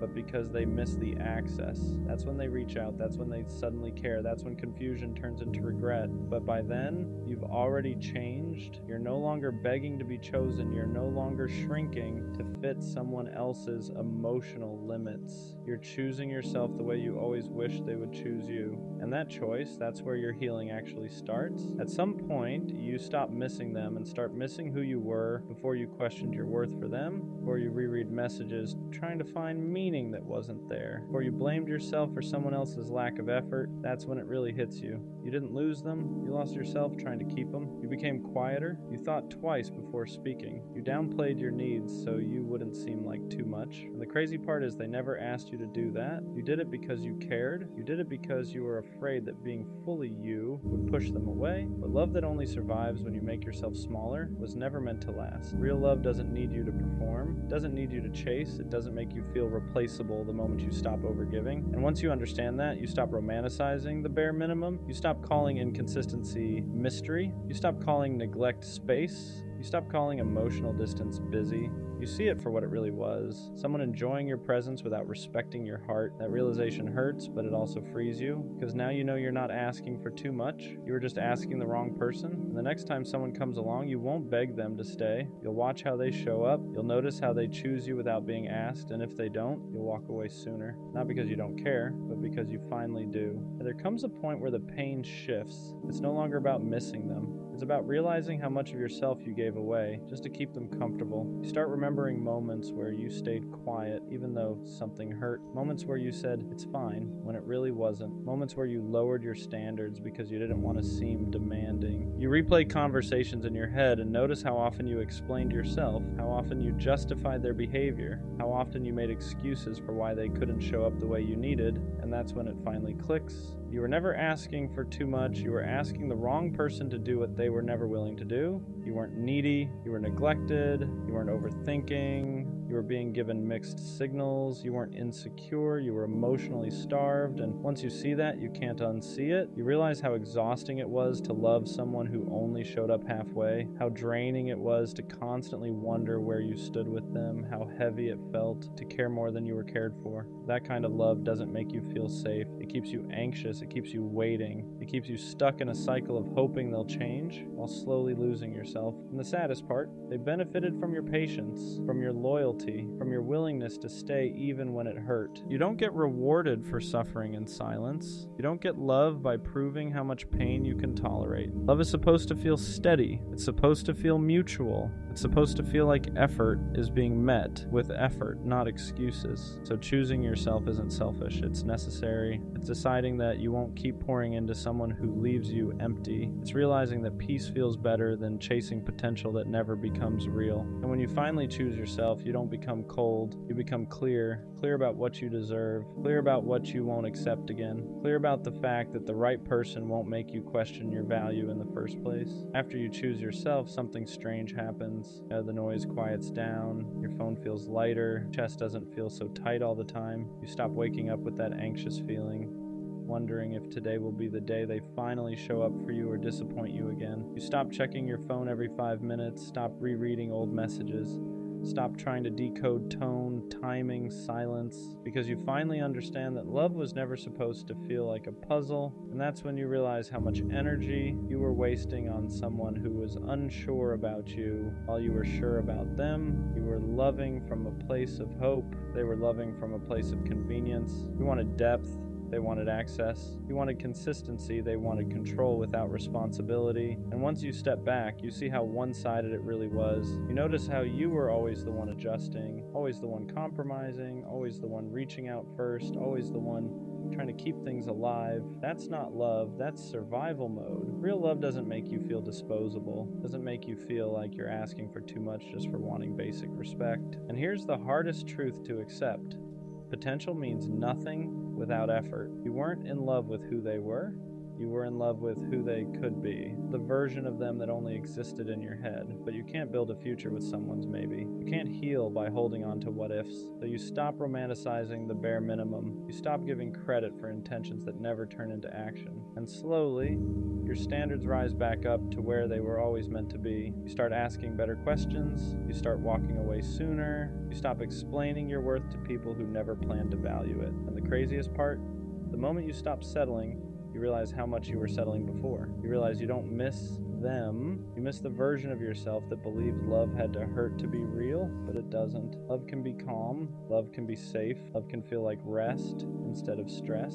And once you experience that, you'll never beg for confusion again. Leaving her alone doesn't mean you stop caring overnight. Doesn't mean you suddenly forget her laugh, her voice, the way she made things feel alive for a moment. It means you finally accept the truth you've been avoiding. That love without reciprocity will slowly drain you until there's nothing left. You were pouring into someone who never learned how to pour back. And no matter how patient you were, no matter how consistent you stayed, you can't teach someone to value you if they don't want to. You kept telling yourself, maybe she's just going through something. You made excuses for the missed calls, the late replies, the emotional distance. You told yourself love was supposed to be patient, that real men stay, that walking away meant you didn't try hard enough. But here's the part nobody talks about. There's a difference between being patient and being neglected. There's a difference between loyalty and self-abandonment. And you cross that line without even realizing it. Every time you texted first, every time you ignored your own gut, every time you accepted the bare minimum just to keep her close, you taught yourself that your needs came second. You shrank yourself to fit into a space she barely made room for. And that does something to you. It makes you question your worth. It makes you wonder why loving someone feels like punishment. It makes you think something is wrong with you. And the truth is, you were just loving the wrong person. Leaving her alone is the first time you choose yourself. It's the first time you stop begging for effort and start demanding peace. It's realizing that love isn't supposed to feel like anxiety, confusion, or constant doubt. The right person won't make you question where you stand. They won't make you compete with silence. They won't make you feel disposable. You don't need closure from her. You don't need one last conversation. Her actions already told you everything you needed to know. And as hard as it is, walking away now is what protects the part of you that still believes in real love. Part of you that deserves consistency, reassurance, and effort without having to ask. This isn't about her anymore. It's about you learning that choosing peace is not weakness, it's growth. What hurts the most isn't even losing her. It's realizing how long you stayed when your heart was begging you to leave. It's remembering all the moments you felt small but ignored it because loving her felt bigger than loving yourself. You didn't stay because you were weak. You stayed because you hoped, because you saw potential, because you believed that if you loved hard enough, showed up enough, proved yourself enough, things would change. But love doesn't work like that. You can't love someone into choosing you. You can't be consistent enough to make someone consistent back. You can't sacrifice your peace forever and call it love. At some point, staying becomes more painful than leaving, and that's where you are now. You're gonna have nights where you almost text her, nights where your fingers hover over her name, where your mind starts replaying the good memories and conveniently forgets the pain. You'll miss the comfort of what was familiar, even if it wasn't healthy. That doesn't mean you made the wrong choice. It means you're human. Healing doesn't mean you stop caring. It means you stop going back. And slowly, without even realizing it, things will start to change. You'll wake up one day and notice your chest doesn't feel as heavy. You won't check your phone as much. Her name won't be the first thing on your mind when something good or bad happens. You'll start laughing again. Not forced, not distracted, but real.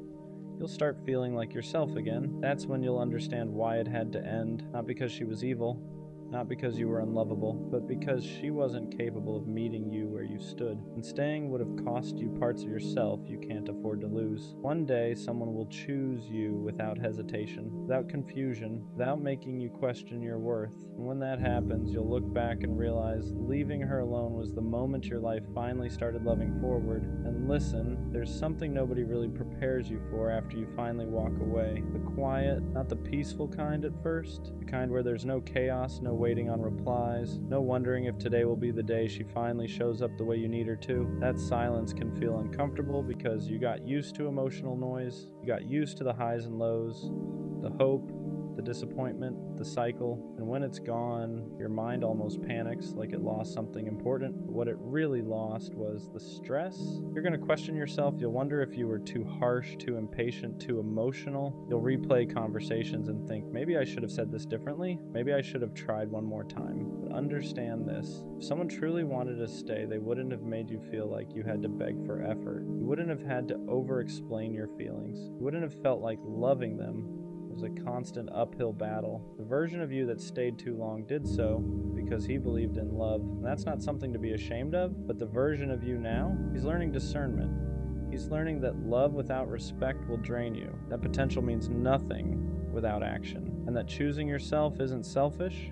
It's necessary. You didn't lose her. You released someone who was blocking the path to someone better, someone who won't confuse consistency with boredom, someone who won't make you feel like an option, someone who won't need reminders of your worth. Right now, it might feel like you're walking alone, but you're not going backwards anymore, and that's everything. And one day, without even realizing it, you're going to wake up and she won't be the first thought on your mind anymore. Not because you stopped caring overnight, not because what you felt wasn't real, but because you finally gave yourself permission to move forward. The memories won't disappear, but they won't control you either. They'll just be reminders of what you survived, not what you're missing. You'll start to notice how much lighter you feel, how your chest isn't tight every time your phone buzzes, how you're not constantly checking stories, rereading old messages, or wondering why you weren't enough for someone who never knew how to love you properly in the first place. You'll realize how much of yourself you were giving away to someone who kept taking without ever pouring back into you,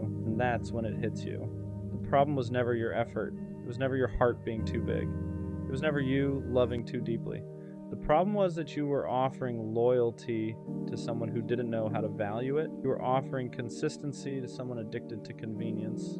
And you were offering real love to someone who only liked the idea of being loved. Walking away wasn't a loss. It was a correction, a reset, a moment where you finally chose peace over potential, clarity over confusion, and self-respect over attachment. That takes strength most people don't have. So don't go back. Not when she gets lonely, not when she suddenly remembers your value, not when she realizes nobody else loved her the way you did, because by then you'll understand something important. Someone who truly wants you won't need to lose you to see your worth.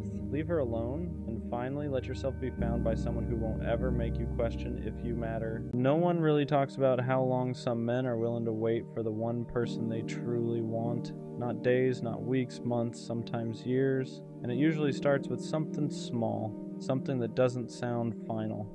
She says, maybe one day. I'm just not ready right now. I need time.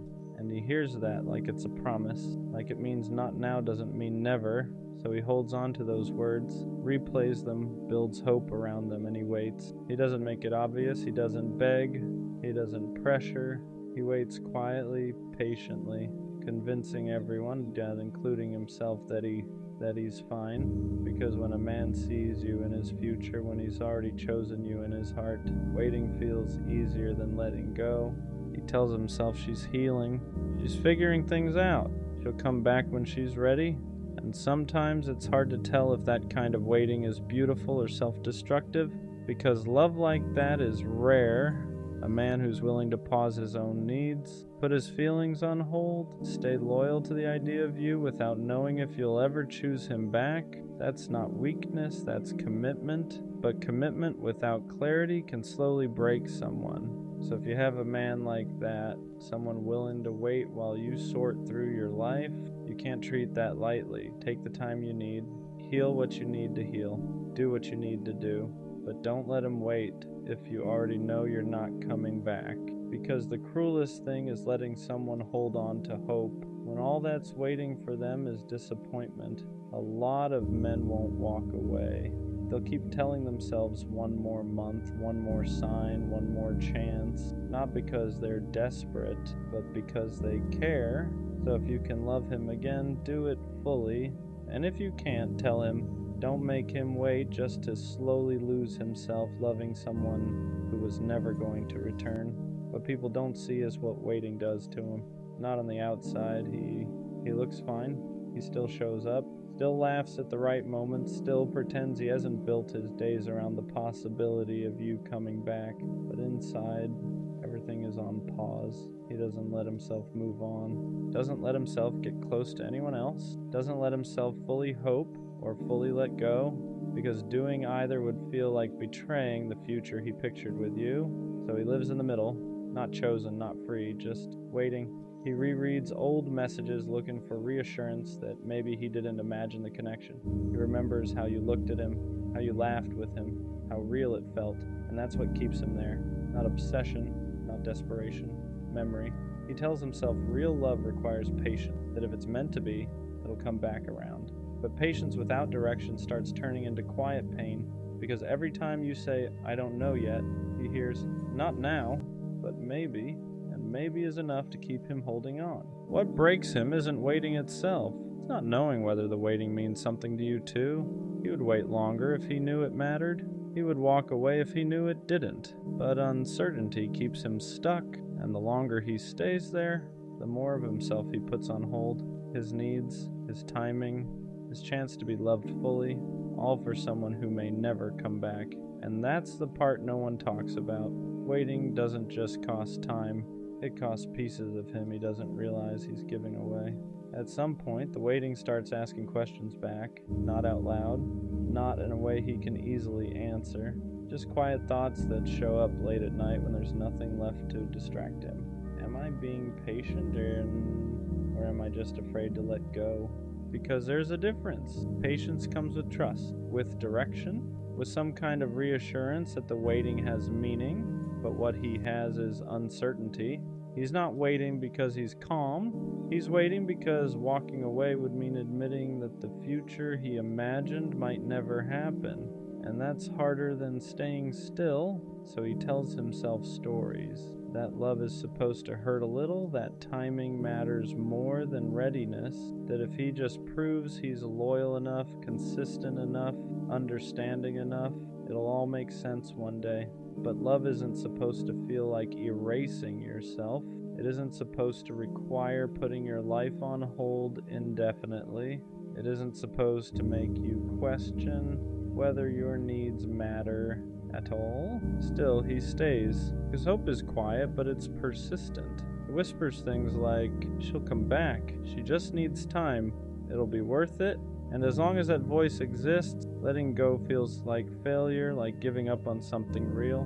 What scares him most isn't the idea of her choosing someone else. It's the idea that she might never choose anyone, and he still waited anyway. That he might look back one day and realize he sacrificed his own chance to be loved fully for someone who was never coming back. And that realization doesn't make him angry. It makes him tired, because waiting stopped feeling romantic a long time ago. Now it just feels heavy. And deep down, he's starting to understand something he's been avoiding. Love shouldn't feel like standing still while life passes you by.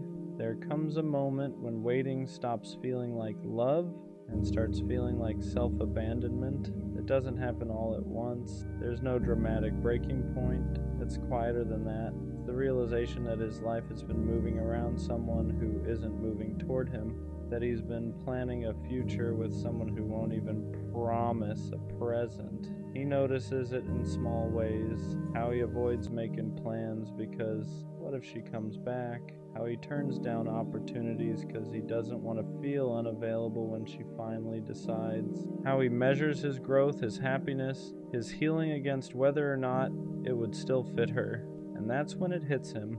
Waiting has slowly become a way of disappearing, not because he doesn't love her, but because loving her has started costing him himself. He tells himself love requires sacrifice, but sacrifice isn't supposed to be one-sided. Real love doesn't ask you to pause your entire life without offering anything solid in return. And for the first time, he lets himself ask a dangerous question. If she never comes back, would this still have been worth it? That question hurts because the answer isn't immediate, because a part of him still wants to believe that patience will be rewarded, but another part, the quieter, tired part, knows something has to change. He starts realizing that choosing himself doesn't mean he loved her less. It means he finally loved himself enough to stop waiting in uncertainty. Letting go doesn't erase what they had. It doesn't make the feelings fake. It doesn't turn the waiting into a mistake. It just means he's done confusing hope with a promise, because love shouldn't require you to disappear quietly just to prove you're loyal. And walking away doesn't mean he stopped caring. Sometimes it means he cared enough to stop hurting himself in silence. Letting go hurts differently than waiting ever did. Waiting was familiar, painful but predictable. It gave him something to hold on to, even if that something was uncertainty. Letting go feels like free fall, because when he finally stops waiting, there's no future version of them to lean on anymore. No, maybe one day. No imagined moment where she finally says she's ready. Just silence, and that silence is loud at first. He feels it in the empty spaces where hope used to sit, in the routines he built around the idea of her coming back. For a while he doesn't know who he is without the waiting, because waiting gave his love direction. It gave his patience purpose. It made the pain feel meaningful. Now he has to sit with something harder, grief, not just for her, but for the version of himself who believed love always meant endurance. He realizes how long he ignored his own needs, how often he told himself later, instead of asking for what he deserved now. And that realization stings, because he wasn't weak, he was loyal. He just stayed loyal to someone who couldn't meet him where he stood. Healing doesn't come all at once. Some days he still wonders if he gave up too soon, if one more month would have changed everything. But then he remembers how heavy the waiting felt, how small his world had become, how much of himself he put on hold, and slowly something shifts. He starts choosing himself in quiet ways. He makes plans without hesitation. He opens himself to new moments without checking if they'd interfere with the future that no longer exists. And for the first time in a long time, his life starts moving forward again. Letting go didn't mean he stopped loving her. It meant he stopped abandoning himself. And that's when healing actually began. After the waiting ends, there's a strange emptiness that follows, not because he lost her, but because he lost the version of himself that believed love had to hurt to be real. For a long time, his worth was tied to patience, to loyalty, to how much he was willing to endure without being chosen back. And when that chapter closed, he didn't immediately feel strong. He felt unsure, because when you spend so long putting someone else first, you forget what it feels like to be a priority in your own life. He starts noticing it in small moments, how uncomfortable it feels to ask for what he needs, how he second guesses himself when someone shows interest too easily, because ease feels unfamiliar now. He was used to earning affection, proving commitment, waiting quietly without complaint, so when someone shows up without confusion or hesitation, it almost feels wrong. Like love should require more suffering than this. That's when he realizes how deeply the waiting shaped him. He didn't just pause his life, he learned to minimize himself. He learned that his needs could wait, that his feelings were negotiable, that love meant staying even when nothing was being offered in return. Unlearning that takes time. He has to remind himself that love isn't supposed to feel uncertain, that commitment doesn't mean self-erasure, that being chosen shouldn't feel like a reward for endurance. Slowly he starts rewriting the rules. He lets himself want clarity. He lets himself walk away when something feels one-sided. He stops confusing consistency with compatibility, and piece by piece his sense of worth comes back. Not because someone else validates it, but because he no longer abandons himself to keep someone else comfortable. He waited because he meant it, but now he understands something important. The right person won't need him to suffer quietly to prove his love. They'll meet him where he stands. Waiting leaves marks, not obvious ones. Nothing you can point to and explain easily. But after someone has waited that long, they don't love the same way again. He becomes more careful, not closed off and just aware, because once you've given that much patience to the wrong person, you learn how expensive your loyalty really is. He no longer rushes into hope, no longer builds futures in his head without evidence in the present, not because he's bitter, but because he knows what it costs to believe too soon. He listens differently now. When someone says, "I'm not ready," he hears it clearly. When someone says, "I don't know what I want," he doesn't translate it into possibility. He takes words as they are, not as promises he can grow hope around. That doesn't make him cold, it makes him intentional. He still loves deeply, still commits fully, but only where clarity exists, because waiting taught him that love shouldn't feel like uncertainty stretched over time. He no longer tries to prove his worth through endurance. He doesn't stay where effort isn't mutual. He doesn't confuse potential with reality. And that makes him harder to lose, not because he withholds love, but because he now knows when to walk away. He understands that choosing someone means choosing himself too. That real connection doesn't ask him to pause his life indefinitely. It doesn't ask him to suffer quietly just to stay loyal. Waiting didn't break him, it refined him.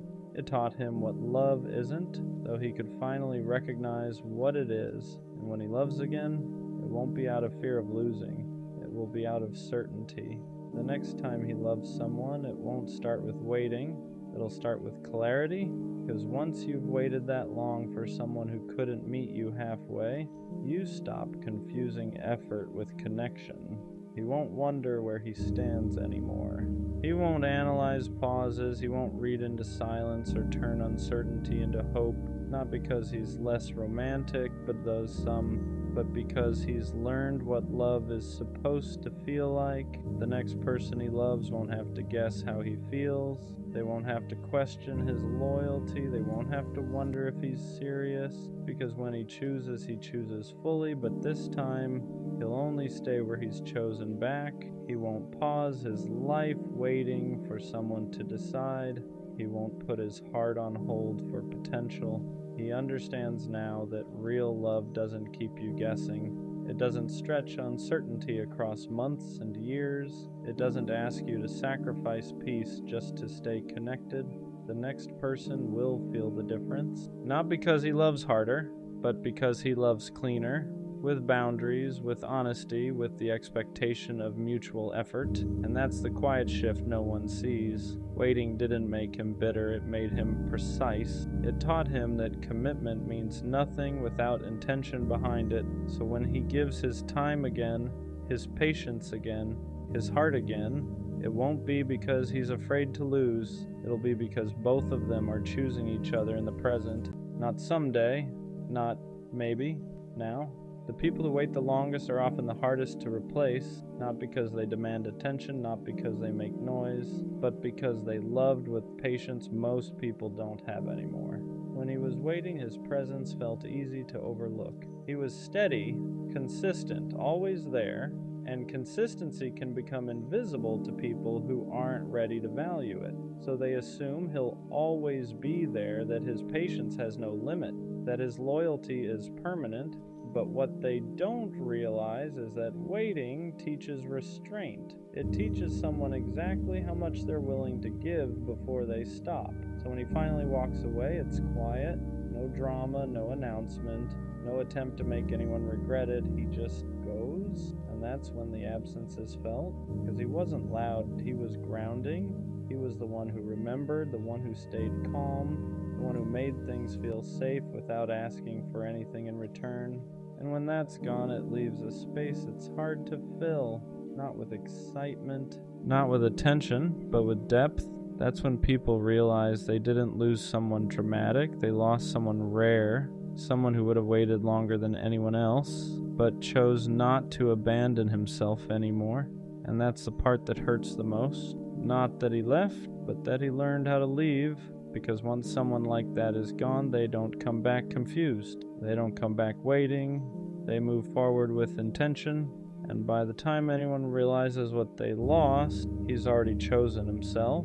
Waiting was never the problem. The problem was waiting without being chosen back. For a long time, he believed love was proven by how much you were willing to endure, how long you could stay, how patient you could be, how quietly you could hurt without asking for reassurance, and he did that.